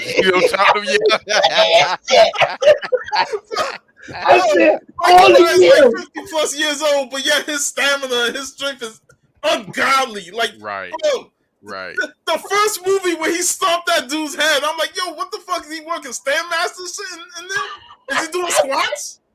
Bro, I said, I can't believe that this movie is this bad. And that was the first 10 minutes. And so then it gets worse. For everybody, it gets worse. So then they cut to the comedy cafe. And so you sitting there watching these dudes at the comedy cafe. Yes, that's right, DT. Mike Myers had a ball spot. Rogaine promotional. They had Rogaine promotionals in this movie. Did y'all notice he didn't have a bald spot in the first movie? Man, Mike Myers had a head full of hair for the last 40, 50 years. Oh, man. Now, all of a sudden, we look up, and this man was promoting Rogaine. He was promoting hair implants. The fact that this movie takes place right after the first, and yet bald spot popped up. Right. Then, so we go to the scene in the bar. We go to the bar. Go back before that and talk about the miraculous surgeons that they have. Oh yeah, man. Lord Strode. Yeah, so she's bleeding out in the truck, damn near dead. I mean, that blood was rolling out of her like it was somebody Evil Dead. I was just like, how the hell is she bleeding? Like just straight out bleed. I said, damn, man, it take that long to get to the hospital. So they get there finally. Then they sew her up. The way, like X said, I mean, you get the best. Emory in Atlanta ain't got shit on these surgeons that they had in this movie. Because they stitched that woman up in 10 minutes. And in less than that, she took a shot and she was back up walking like ain't nothing going on. In less than 2 hours. And then so we go now we'll go over to the bar where all of a sudden we get this one dude who he's gonna lead the brigade. Look, I'm gonna lead the charge against Mike Myers. We're going to take him out. And so you get a jackass nurse and you get a jackass doctor who immediately he's going to the car after seeing that Mike Myers has created the havoc at the house. Oh, well, Mike Myers on the loose. So let's go. Baby, we need to go home. That's over by our house. Let's go home. It's next door. Next door to our house. That's next door to our house. See, the DT talking about evil must die. In this movie, I was rooting for evil. Goddamn. Yeah. Yes. Yeah. So then they go to the car Like I said, if you have not seen Halloween and you don't, and you just got to see it, I would advise you just catch a replay of the show after you watch it. You'll enjoy this rant even more. But then you get to the part where they walk to the car, and then he says, "I left my stethoscope." I said, "Bro, what the fuck that is shit?" this?" Didn't even save his ass later in the movie. Yeah, Not I said, all. "Bro, what Not you gonna do? all. Check his pulse?" Yeah. I said, "Hell, man, we know." And so they get in the car. The elf gets up out. The elf from the first movie gets up out the back seat, and then they're like, "Oh, it's Mike Myers." Like I told X last night, I said, "X, Mike Myers has been doing this. He's been a professional at killing for the last 50 years." And then all of a sudden, everybody looks at Mike Myers, and so now he's a 5-foot elf with an umbrella. Well, to be honest, these motherfuckers ain't seen him in over 40 years because these two movies take place right after the first movie. Okay, and they pretty much retroactively changed the ending of the first movie. Yes. By going back to 78 to show all them fucking with all the fucking flashbacks. Yeah, and Loomis was gonna take him out right then and there. On the spot. Got him. Evil must die. He had on the spot. What happened? No, we let him. Hey, I let him get away. But anyway, so then all of a sudden, the guy, the elf takes the BMW, which I knew when I saw the BMW. I said, "Shit, Mike Myers don't drive no damn BMW. He driving station wagons and four used pickup trucks. We know this. Every time he drives something, it's something dusted and beat up." If that was Michael Myers, she would have been dead immediately. Yeah, because she was standing right in front of the car. Right. Yeah, that's what I was like. Standing in front of the car, you know. And so then they chase this guy down. They go to the hospital. They get to the hospital. They get the grandfather's bat. Yeah, they get the grandfather's bat. Yeah, they get the bat that's gonna solve all the problems in the neighborhood. We're gonna get the bat. You know, we going. What was that movie The Rock was in? What was it? The one where he led the Walking Tall. Yeah, we Walking Tall. We going. We taking everybody out. And so then we get to the hospital. Then they chase this clown. They chase this clown all the way over the hospital. Hold on. I'm gonna throw something. Go ahead. You hop in there, man. They before they chase this guy down, the guy is in the hospital screaming, "Help me! Help me!" No one has ever heard Michael Myers talk, and you have this guy who is like Matt said, he's 5'3", is coming at you and looking for help. When have you ever known Michael Myers, even if this is a sequel to the first one or a sequel to the sequel of the first one, Michael Myers ain't never reached out for help. Every time he did even attempt to reach out for help, you found out in the following movie that it wasn't him. He had switched spots with somebody that was with a crushed larynx or whatever, reaching out to Laurie Strode and these other shits. But this dude is reaching for help, calling out for help, and takes off running. Michael Myers running. It was sad, man. It was sad, bro. It was sad. When I started, I was just like, man, this is a joke. But this is a god awful joke. Here's another thing. I don't know if y'all noticed this plot hole in the movie, but when he walked in there was nowhere near that many people in that waiting area. And then as soon as he walks in, it's the entire city, the entire town is in the waiting room trying to get to him. Did y'all notice that? Yeah, that hospital was so jam-packed. I was like, COVID was all over the place in the hospital, and the whole fucking town. Hey, COVID was all over the place in that hospital. Why did everybody have to tell their backstory of what Michael Myers did to them in the hospital? And at the comedy cafe. And keep in mind the kid that's leading the brigade is the kid that Laurie Strode was babysitting in the first movie as an adult. You mean tell me he was better off just going back to the Breakfast Club? Here's and 16 candles. See? And matter of fact, he should just stick to telling the news in the dark night, hanging upside down, reading the Joker's message. But you mean to tell me, yeah, that was him. But you mean to tell me you as a child saw this menacing man slashing through everybody, and you couldn't look at this 5'3" cat and realize that's not him? But I never saw his face, bitch. You thought he shrunk? I did not like that whole thing full with the whole chasing that dude through the hospital. That was a complete waste of time. Yeah. Like that could have been cut out the fucking movie. That whole we got to get to the meat. We got to get to the meat of it, Matt. And I know you wanted to talk about this too, Sean. Let's talk about the doctor and the nurse in the car. Let's talk about that. Can I?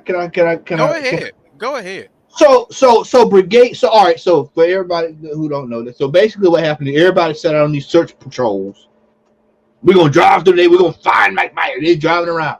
So then all of a sudden at 12 o'clock at fucking night, you got kids playing in the playground on the swing set. Hey buddy, you stay the fuck over there and do what you gonna do, man. At 12 o'clock at night, you can do whatever. If you want to swing your ass to there. I'm not getting out the car. Mike Myers on the loose. I'm not gonna ask you shit. That's the way I'm rolling. I'm not asking you shit. Hey man, your mama know where you at? Yeah, all right. Well, I'm out of here, man. Y'all, you do your thing. I'm not getting out the car to go see why you are on the playground.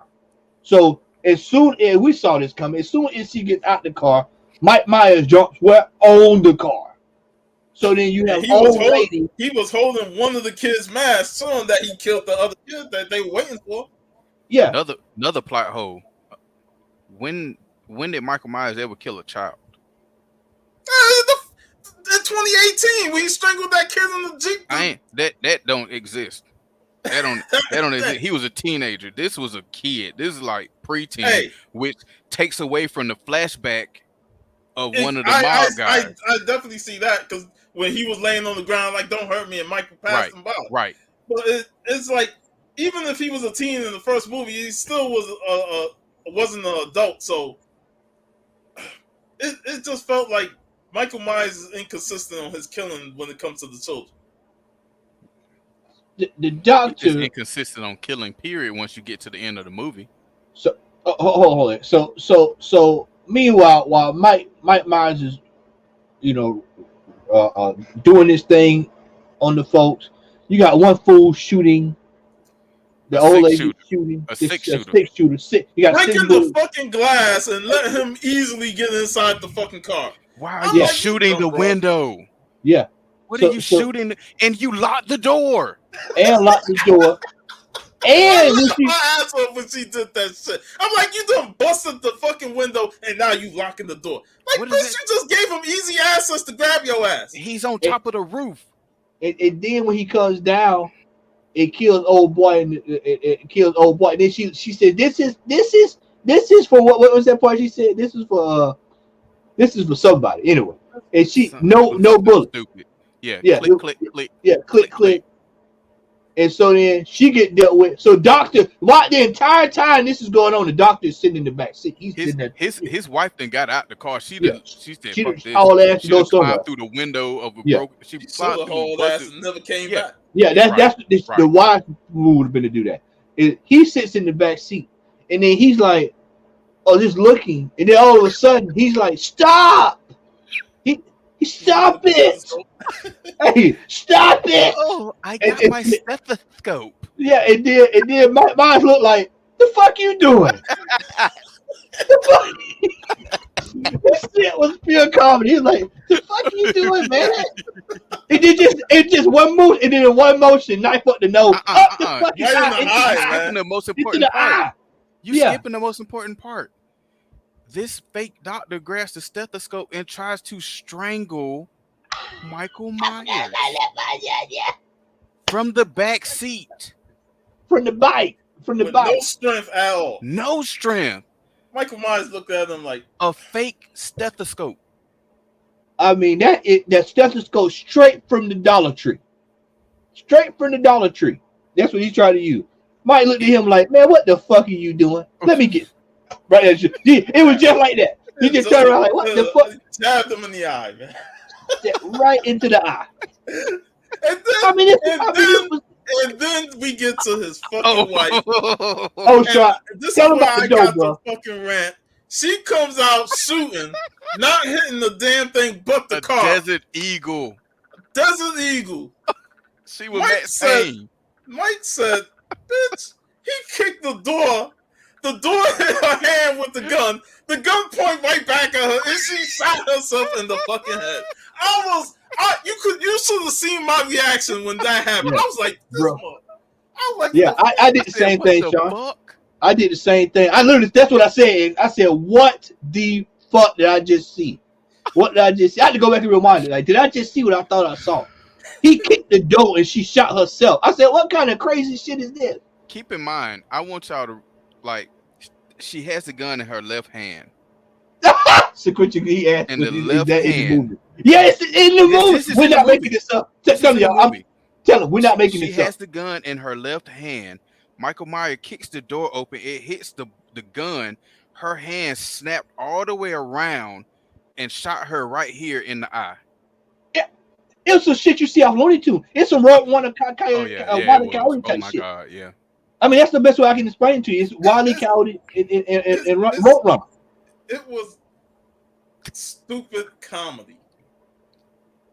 That's why I look. That whole death scene with the doctor and the lady and then her, that was like stupid ass comedy. Y'all making Mike look way too good for this shit, man. I'm like, stop it, man. I just want to say Michael is a pretty, like, for him to be out the game for 40 years, that motherfucker ain't lose shit. He ain't lose shit. He ain't lose it's like he's stronger now than he was back then. He been in that damn penitentiary or the asylum. He went to the Lazarus pit. That motherfucker learned the triangle offense. He was working out like this motherfucker was just slamming dudes' heads into the wall. That was straight. No, he straight Lazarus pit, man. 40 years worth. And so then we get to the guys who are occupying the house that Michael Myers stayed in. Big John and Little John. Big John and Little John. Big John. Little John. Little John. Big John. I mean, I was just keep in mind. All right, go ahead, take it away. Take that away. This is a married I'm gonna take partnership. a break right quick. Take it away. This is a married partnership. And in case y'all not following this, Big John and Little John are married to each other. Mm-hmm. Big John is supposed, I guess he was the quote unquote male of the relationship, and he's upstairs listening to.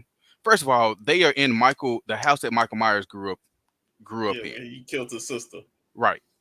And how this house is still there, I don't know, because this shit should have been burnt down, demolished, and everything, just knowing who lived in that house.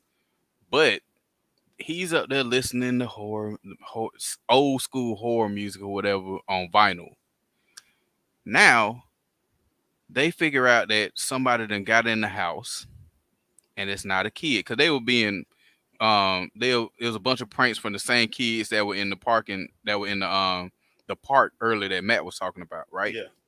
So, Big John stands up with his robe on and some silk shorts and a wife beater, snatches off his robe, takes his rings and his jewelry off, and he grabs this knife that might be 1.5 inches long. Like he finna kill Michael Myers. The Little John decides to pick up the butcher knife as he's dressed as a pirate. They're walking up the stairs. No, in Little unison. John stayed at the bottom. Big John went upstairs. Oh yeah, at first, yeah. But once you remember what? But here's the thing. After that, though, at some point they both were upstairs, and because he was like, Little John, the cellar is clear, and blah blah blah, or whatever room. So then you hear thud scream, and Little John runs to the room. He sees Big John on the ground. Now keep in mind, in case we didn't talk about this, Michael Myers used to stand in front of his window as a child and just stare out of this window for apparently hours at a time for whatever reason. And Big John is in Mike Myers' room. So Michael dusts him You know what I'm saying? I'm talking about, first of all, he stabbed him through the armpit. Oh man, then turned around and just gutted him, basically. Stabbed his eyes with his fingers. No, yeah. He gouged his eyes out, like, oh man, thumb all the way to the back of his skull, just scratching that bit, right? So Little John runs in the room, sees Big John on the ground. Mike is in his trance staring out the window. What does Little John do? Instead of just turning around and leaving, because he doesn't see Michael Myers not paying any attention to him, he calls out Michael Myers' name. Waits for Mike to pick up the knife off the ground, and then proceeds to start screaming instead of running. He screamed before Mike even got to him. Right. Mike he's still basically looking out the window when he started screaming.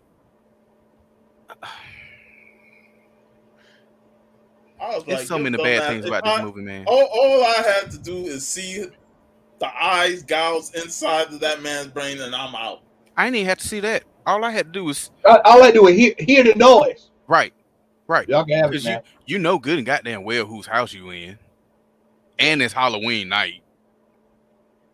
Like, y'all can have that shit. You mean to tell me with all this shit they had playing in their house, they didn't hear not one newscast about how these folks are dead in their city?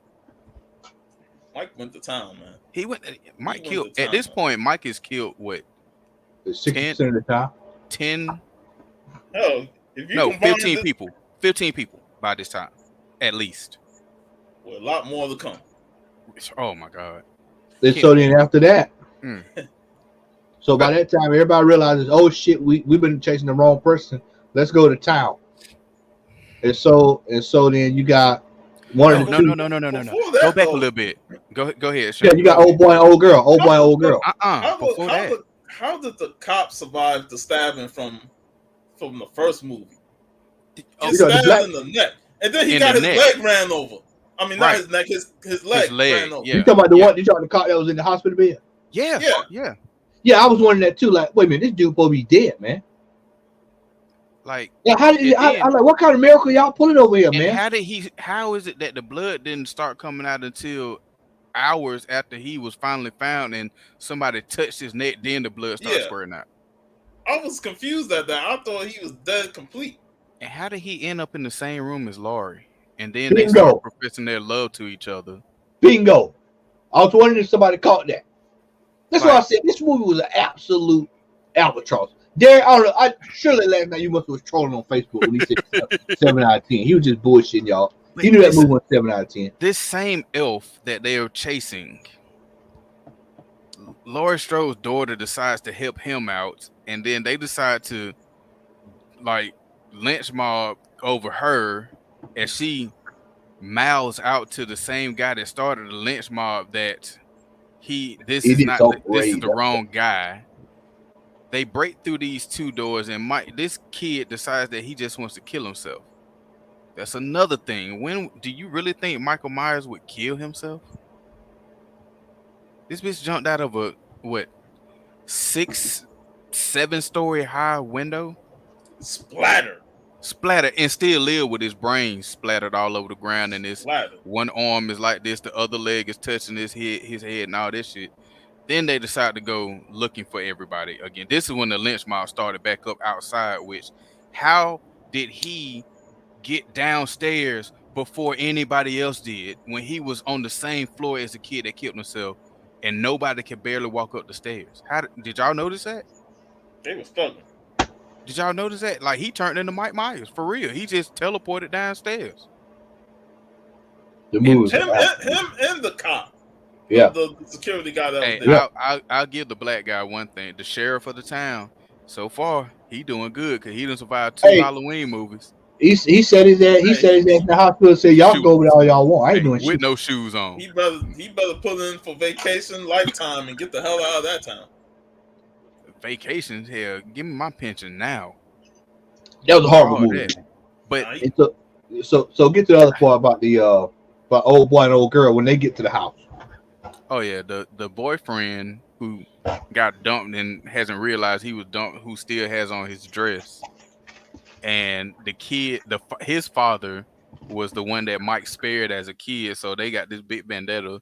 And Laurie's granddaughter decides to drive to Michael Myers' house because they look at the trail of death leads straight to Mike's house. Which in the movie they talked about how as a kid he used to stare out this window, so somehow, some way, they just knew he was going home, so they go there. The dad has what kind of like a Glock or some shit, right? The son has another Glock. The granddaughter has a shotgun. No, it will not. Now I'm talking about the comic. No, it will not. This movie ain't bumping shit. If anything, the Halloween books can go negative. Right. Negative, whatever the price was. It's negative. Put a minus sign on whatever price that Halloween was going for. Because that's how bad the movie was. This now leading, the dad goes in. Not even 2 minutes in, not even a minute in, you hear a gunshot. So they rush out the car as a kid to go inside. The little girl, the granddaughter goes in first, which I would have had her go in first too. She got the shotgun. Soon as she go in the door, first thing she do, bah, just shoot at nothing, right? So then they decide to go upstairs, and then they break off in the different rooms, and the son is walking while his gun is shaking like this the whole time. And somehow, some way, blood hits him, or he saw the blood drop in a pitch black room. He looks up. Mike done got his dad done fold him up in one of the little attic fold out thingy things or whatever you call them. His head is sticking out and the blood is dripping. He turned around, Mike right there got him. I'm like, okay, we finna see some good shit here. He throwing him up against the wall, busting this bitch. The girl with the shotgun, instead of just shooting, decides to walk up on Mike with this shotgun. So of course he turns into a ninja again and backhands the shit. I'm like, people stupid, man. Like this poor kid, because at this point he just getting bashed up. I don't know how he survived it. The first bashing up against the wall, he done got slammed. Mike Myers and grabbed the granddaughter head, then bust her forehead on a stair post. One of them hard real wood balls, smashed her head and this shit. She done fell down the stairs. She done broke her leg somehow, some way. Mike ain't done with the son. He's sitting up there busting his ass through the fucking columns and shit. Done sat his head and snatched him up and down. I thought he was finna get impaled with this shit, right? So she decides, and this is what shows Mike is full retard. I'm not trying to offend nobody, but she says, "Hey, Mike, come to me. Come to me." So he starts walking down the stairs all slow. She can't get up with a broken leg, then she ends up standing up somehow, some way. Best kill of the movie, in my opinion. Mike looks at the kid that he's just been smashing, looks at him, snap, turn that big head all the way. I'm like, okay, I clap, literally clapping. All right. He proceeds to walk down the stairs and her ass standing up there trying to go toe to toe with Mike Myers. On Freddy, the one with old girl with the karate. Remember that shit? What was that? Dream Warriors? Dream Warrior, yeah. We gonna do cartwheels down the aisle and then it ride Freddy. Bruh. Yeah. Now I love Dream Warriors. I love Dream Warriors, man. That's my favorite. They sit here, and as he's about to do the granddaughter, then the daughter shows up, right? Smartest thing she could have did was try to fight him. Took his mask off. Exposed his ass. The best cinematography, in my opinion, was how she led him away and he's following her just to prove he's full tard. And the way to me, I say it's the best cinematography because the angles that they showed just for them to film that and not even to keep from showing his face was beautiful, in my opinion. Yeah. So they finally get him. She done sat the shit on the grind. He done went to go get ready to get the mask. Now the lynch mob is surrounding him, right? The shittiest part of the movie.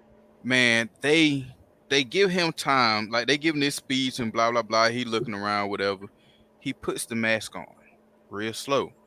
But to their credit, as soon as he put the mask on, bow. They all going in. One lady, bow, bow, bow. Not one headshot.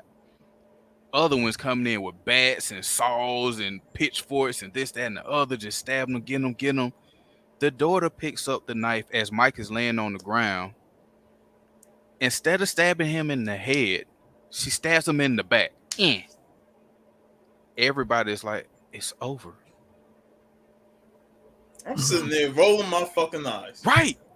Rolling my eyes. Like, you gonna... This man head right there. Right. And then you say, oh, I'm stabbing him in the back. I'm like, bitch, this man gonna get up and kill all you, man. Now, keep in mind, they're attacking him pretty much in threes at this point. You know what I'm saying? To get him down. What happens when they start showing everything's great? This motherfucker get up and start tearing their ass up. I was actually rooting for him at this point. I'm like, good. Yep. Good, because all they dumbasses deserve this shit. Like, he's slashing bitches left and right, breaking bitches' arms. I'm talking about sweeping the leg and everything. Like, no mercy. Sweeping the no leg. mercy. Strike fast, strike first, strike hard, baby. Right. Sweep the leg. What does the daughter do, right? She done walked not even a block away, not even 100 feet away. Another thing I have a problem with, they wasn't even that far from the house, and the police was at the fucking house. Right. And these people getting slaughtered. You mean to tell me the cops can't hear all the screams and shit? None of this. They ignore every gunshot there was, every slasher, man. It was such a joke, man. What does the daughter do? She remembers the story of being told to her how Mike used to stand in his window looking into the abyss. She walks her ass in the room. You do the same goddamn thing. How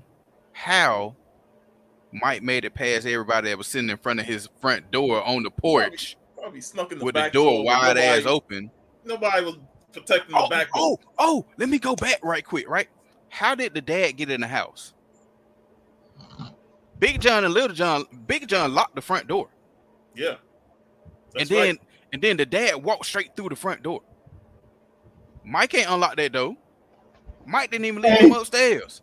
It's funny you say that, because I remember sitting there.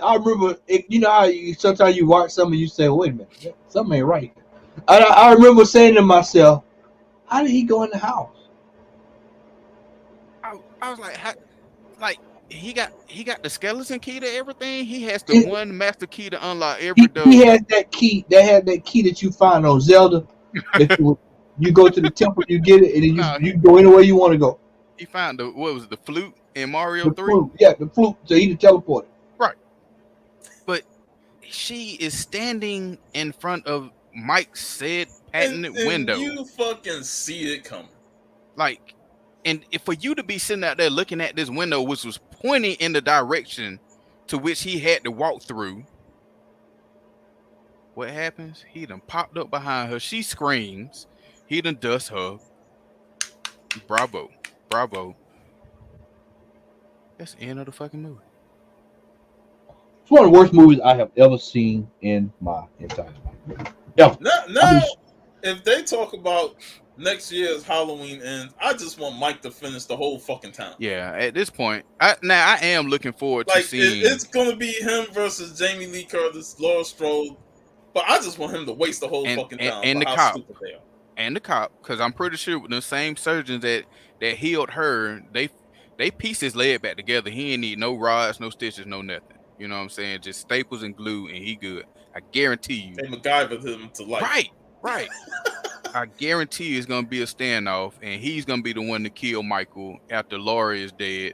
Because she said at least 4 times in this movie, in order for him to die, I have to die.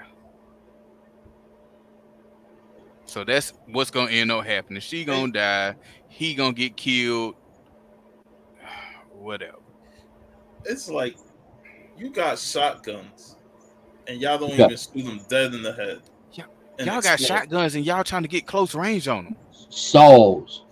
Man, I'm letting that. He catching out. I'm talking about he would have. Michael Myers would have caught all the buck shots, just like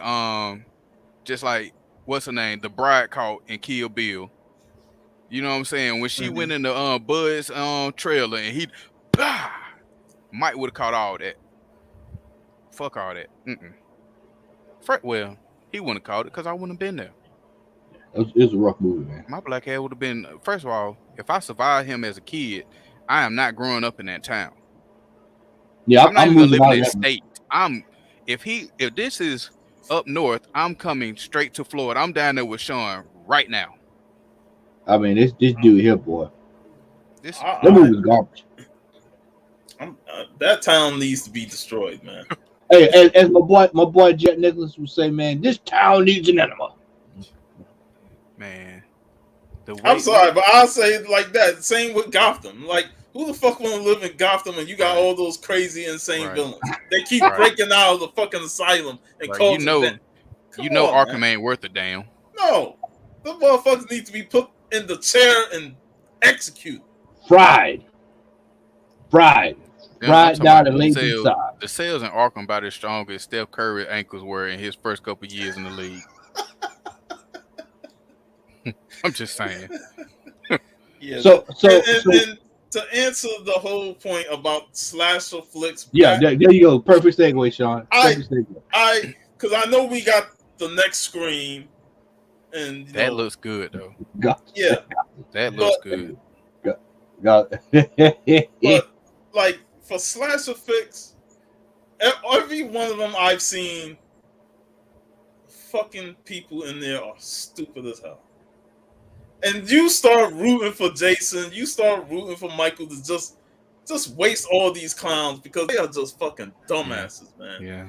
And it's like I don't want to rewatch stupidity. You go, let's go to Crystal Lake Camp and shit.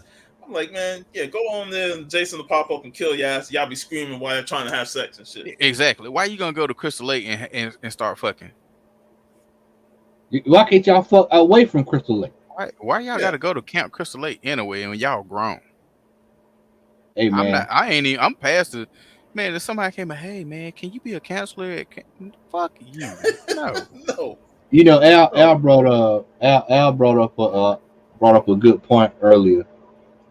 That's my boy there. I know who it is. But they brought up a good point there, man. Al brought up earlier. They're bankrupt. The film.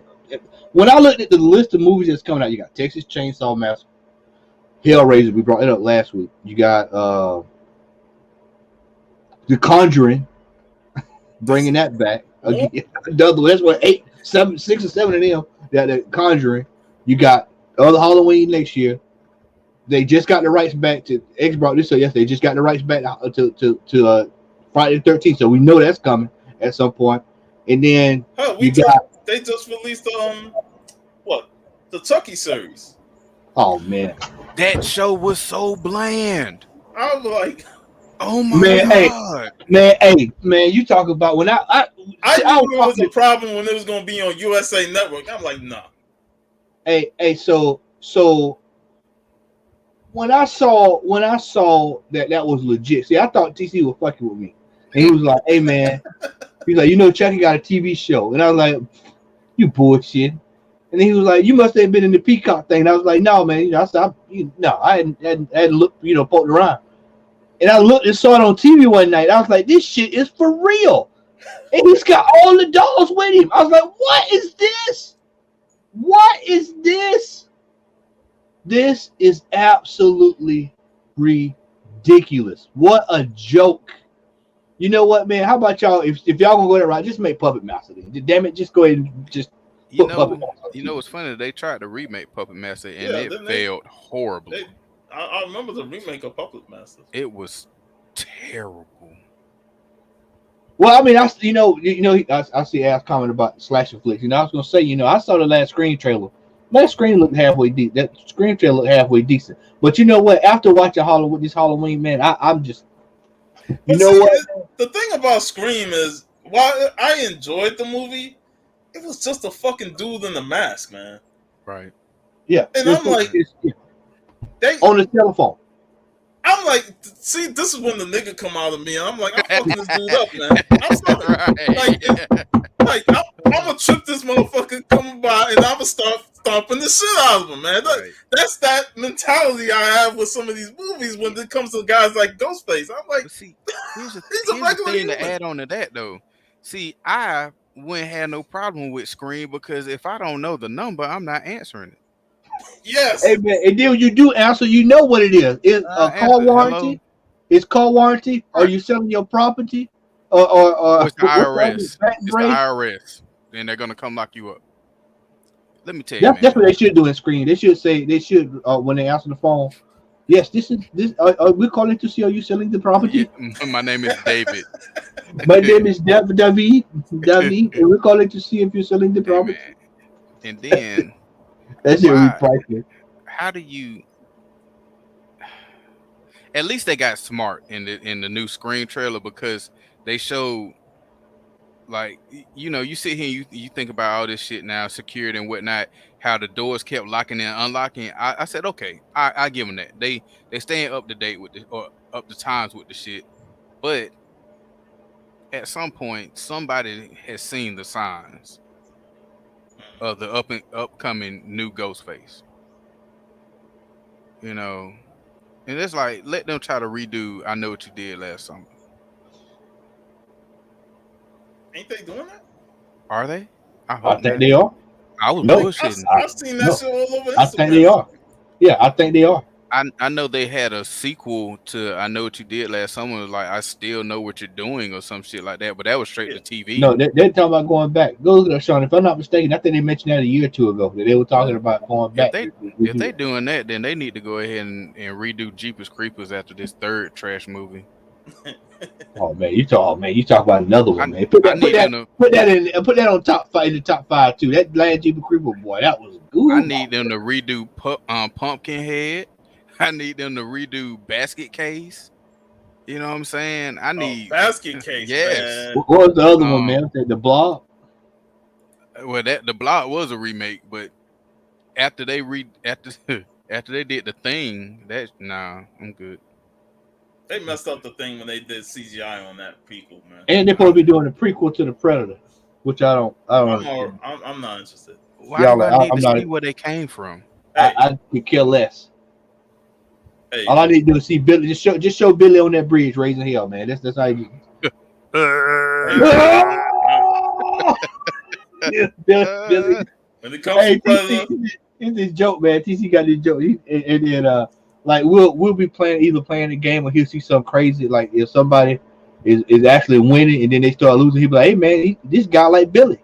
Billy was doing pretty good there until he started losing his mind. That motherfucker was tracking the invisible, the cloaked Predator. Come on, man. It's a TV series on Amazon Studios. I Know What You Did Last Summer. So it's either a movie or TV, just like they did with Chucky. So to sum all this up, y'all, Hollywood is our idea. The movies that you think gonna be good are just absolute. Now, the people, I'm telling y'all, warning y'all, don't come in my chat next week and be like, oh man, this. I'm telling you, the chat, we don't want to see this shit next week because we told y'all this movie is absolute grade A Alpo dog shit. 2 out of 10. 2. Larry, I know you watching somewhere, Larry. 2 out of 10. I give it 4 just for Michael just killing motherfuckers. Yeah, he had some good kill scenes. I'll give him that. Like he was like the complete brutal session. Like these 2 movies made Mike just look like a savage. Like he ain't give a fuck. It's like I told Matt last night. When you watch him killing this movie, you would have thought it was Jason killing folks instead of Michael Myers. Yeah. Yeah, it was Jason vicious. The only thing he needed was a sleeping bag, and he would have been Jason for real. Or a chainsaw, or a. I thought for a minute he was going to reuse the pitchfork. I was like, I thought he was too. I thought he was too. He gonna pull the pitchfork out. That's another thing, man. When Big John tapped the pitchfork, I thought you bring a pitchfork in the equation, and you still don't fucking like. You don't even go deep with the stab. Like what the fuck? Yo, that was barely going through flesh. Hold on, let's go back right quick. Now that we mentioned the pitchfork, Big John poked the pitchfork, right? and decides to grab that itty bitty ass pocket knife. You got a pitchfork and you decide to pick up a letter opener. Not even a letter opener, like a bar tool. Like bartenders had the little bottle openers in their back pocket. He picked up something smaller than that. That girl had a goddamn 12 gauge and missed everything. Well, that's all I mean. She ain't no fucking shooter. You know, I knew she wasn't gonna hit shit when she shot at him or attempted to. I was like, but the fact that she wasted a shot just shooting it in the closet was like, yeah, she ain't gonna hit nothing. And then why didn't the daughter pick up the gun and she was trained all her life how to shoot? Yeah, like she suckered them in the first movie. Right. This one of the time where you need my girl Sarah Connor to show them how to use goddamn shotgun. Oh, with one arm. Yeah. She'll try to do that shit real good. I did take some classes. Speaking of Sarah Connor, Dark Fate. So much potential in that movie was. Man, we'll be here all night. We start talking about that Terminator, man. We got a whole scene where they just spent 45 to 50 minutes sitting in the goddamn hotel room with chips that were a bag of chips that was bugged by Skynet. So all I got to say is I give the movie a 4 just based on Michael just taking out the whole town and making them look like dumbasses, man. And I hope when Halloween ends, it should be called Halloween Ends Haddonfield. You know, where that town just get eradicated. Yeah. So before we go, there was a Resident Evil trailer that was dropped earlier this week as well. I think it was early this week. What were your thoughts on that Resident Evil trailer, X? I was actually intrigued by this only because this trailer was full of Easter eggs and nods to the game franchise. Like, they pulled so much from the first 2 games in this trailer.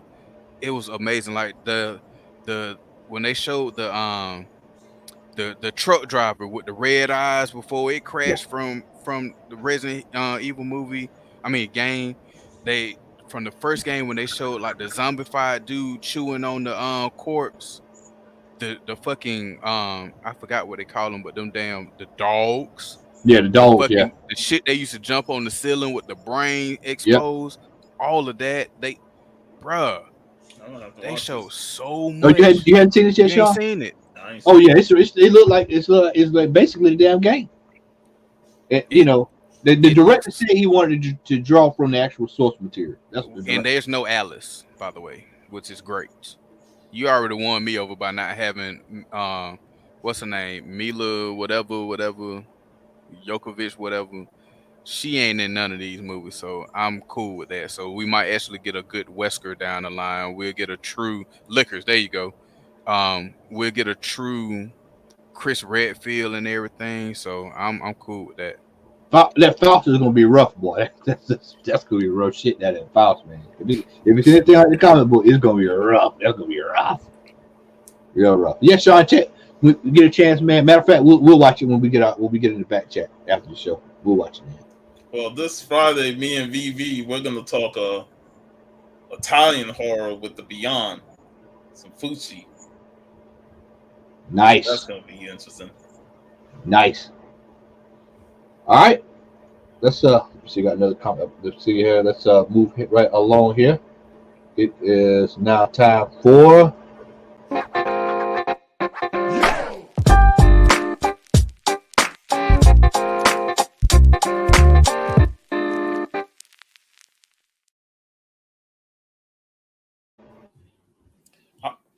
You're muted. This is going to be one of the quickest hauls of all time. Well, I'll go first. Go ahead, Sean. Go ahead.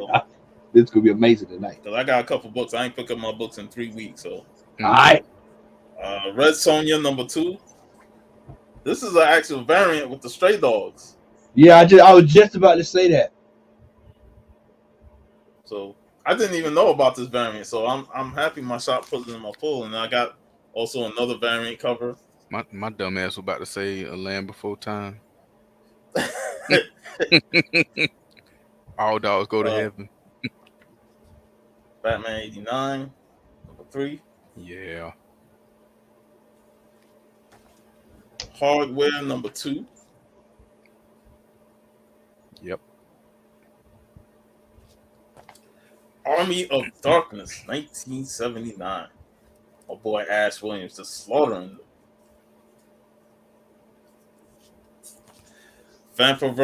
Vampyverse number 2. Yeah. My shop didn't have no bags and boards, so that's why I'm showing them raw. You know, Sean, I'm surprised they ain't done a Vampirella movie yet. Issue number 22. Vengeance. Sonya Versal. This is number 8. Joseph Michael Lindsay cover. Icon and Rocket, season 1, issue 3. And the most controversial character now after the news that came out, Son of Kal-El, number 3. Man, notice we didn't talk about that tonight. Notice we didn't talk about that tonight. I'm so tired of people asking me how I feel about that, and I'm like, who gives a fuck? It'll be changed in the next 6 months anyway, so it doesn't even matter. As long as the story good, that's all I care about. Yeah, who cares? Deja Thor's versus John Carter of Mars. Another badass Perillo cover. You don't disappoint, does it? Never. Damn, Goro and Motoro and Ultron mixing one, ain't it? Something is Killing the Children, number 20.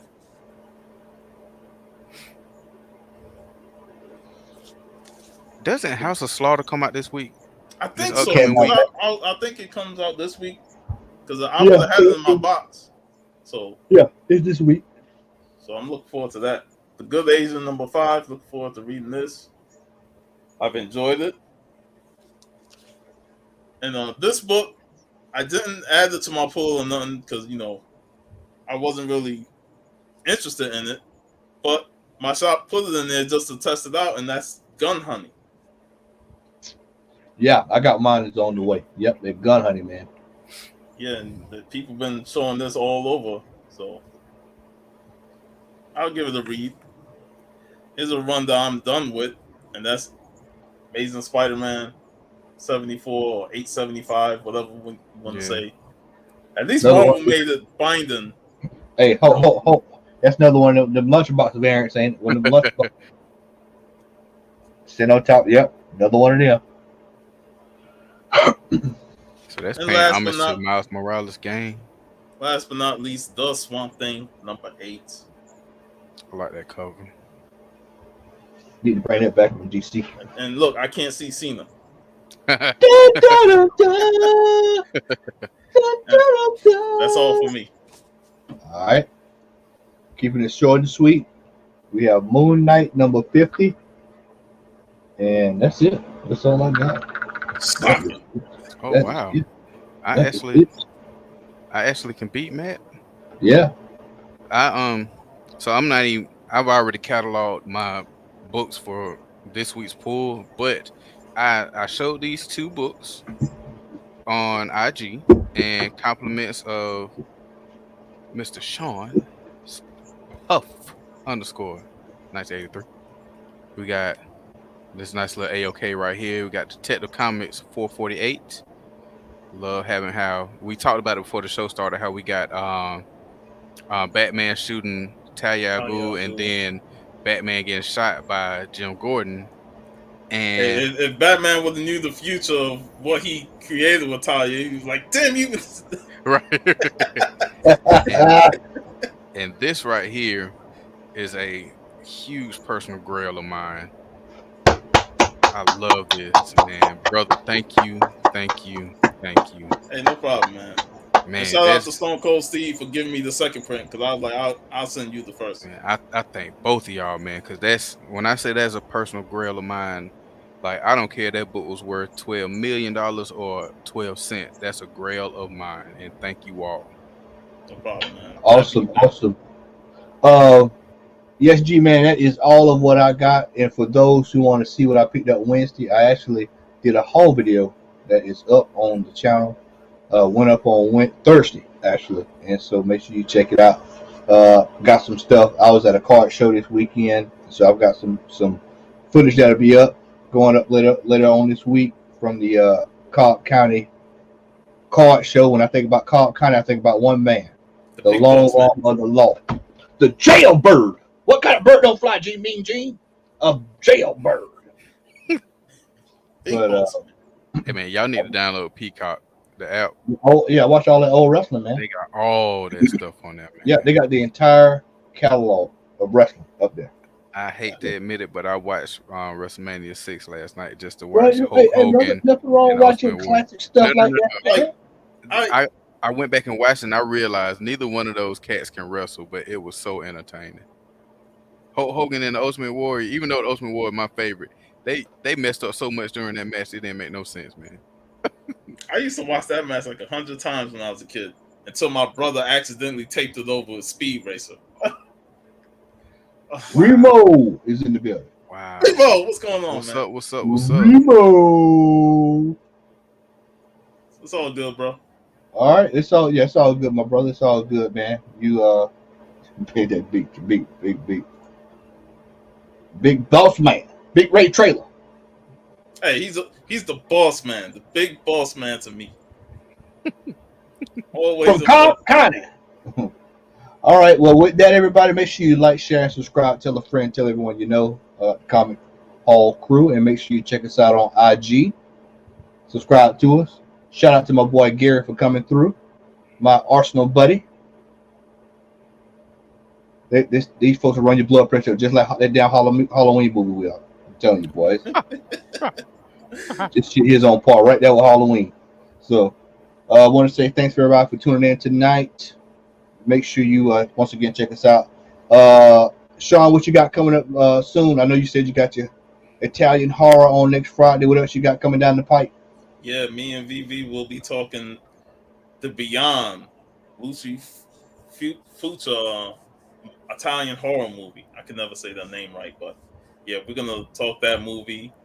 It was fun yesterday talking to Crow, man. I love that fucking movie, man. And we talked about the biggest what if on Brandon Lee. That was like one of the saddest things that ever happened. Yeah. Especially, in parallels to his father and whatnot. Yeah.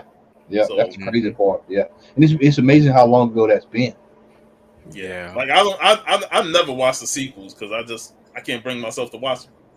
The second one was okay. That the third one with Ed Furlong in it. That was the fourth. I didn't even know. Was it the fourth? Yeah, that was the fourth with Ed Furlong. Wow, I didn't even know about the fourth movie. Crap. Well, then what was the third one? Salvation. Yeah. Yeah, Salvation. Yeah, you're right. Yep. And that's damn right. Braves win. Damn it. I'm sitting here looking at it. They damn sure better win. Man, I hate the Braves. Hey man, I say. And on that note, the Braves killed my grandfather, man. The Falcons killed my granddad. The Falcons killed everybody these days. Sorry, Falcons. Told y'all about the jokers, man. Rise up. Sit down. All right, and with that, ladies and gentlemen, we want to say thanks for tuning in. Have yourselves a great night. And for Matt, X, and Sean, we are out. Oh, the Giants got right. Ain't nobody studying the goddamn Giants. Ain't nobody studying that. Barry Bonds been left that team for over 20 years ago. We ain't nobody studying the Giants, man. That is old news. Court. All right. It messed me up. Remo messed me up. I can't even find my damn drop for us to get out of here, man. Can't even find my goddamn drop to get out of here, man. We're out of here. Have a good night. Enjoy it, fellas. Peace.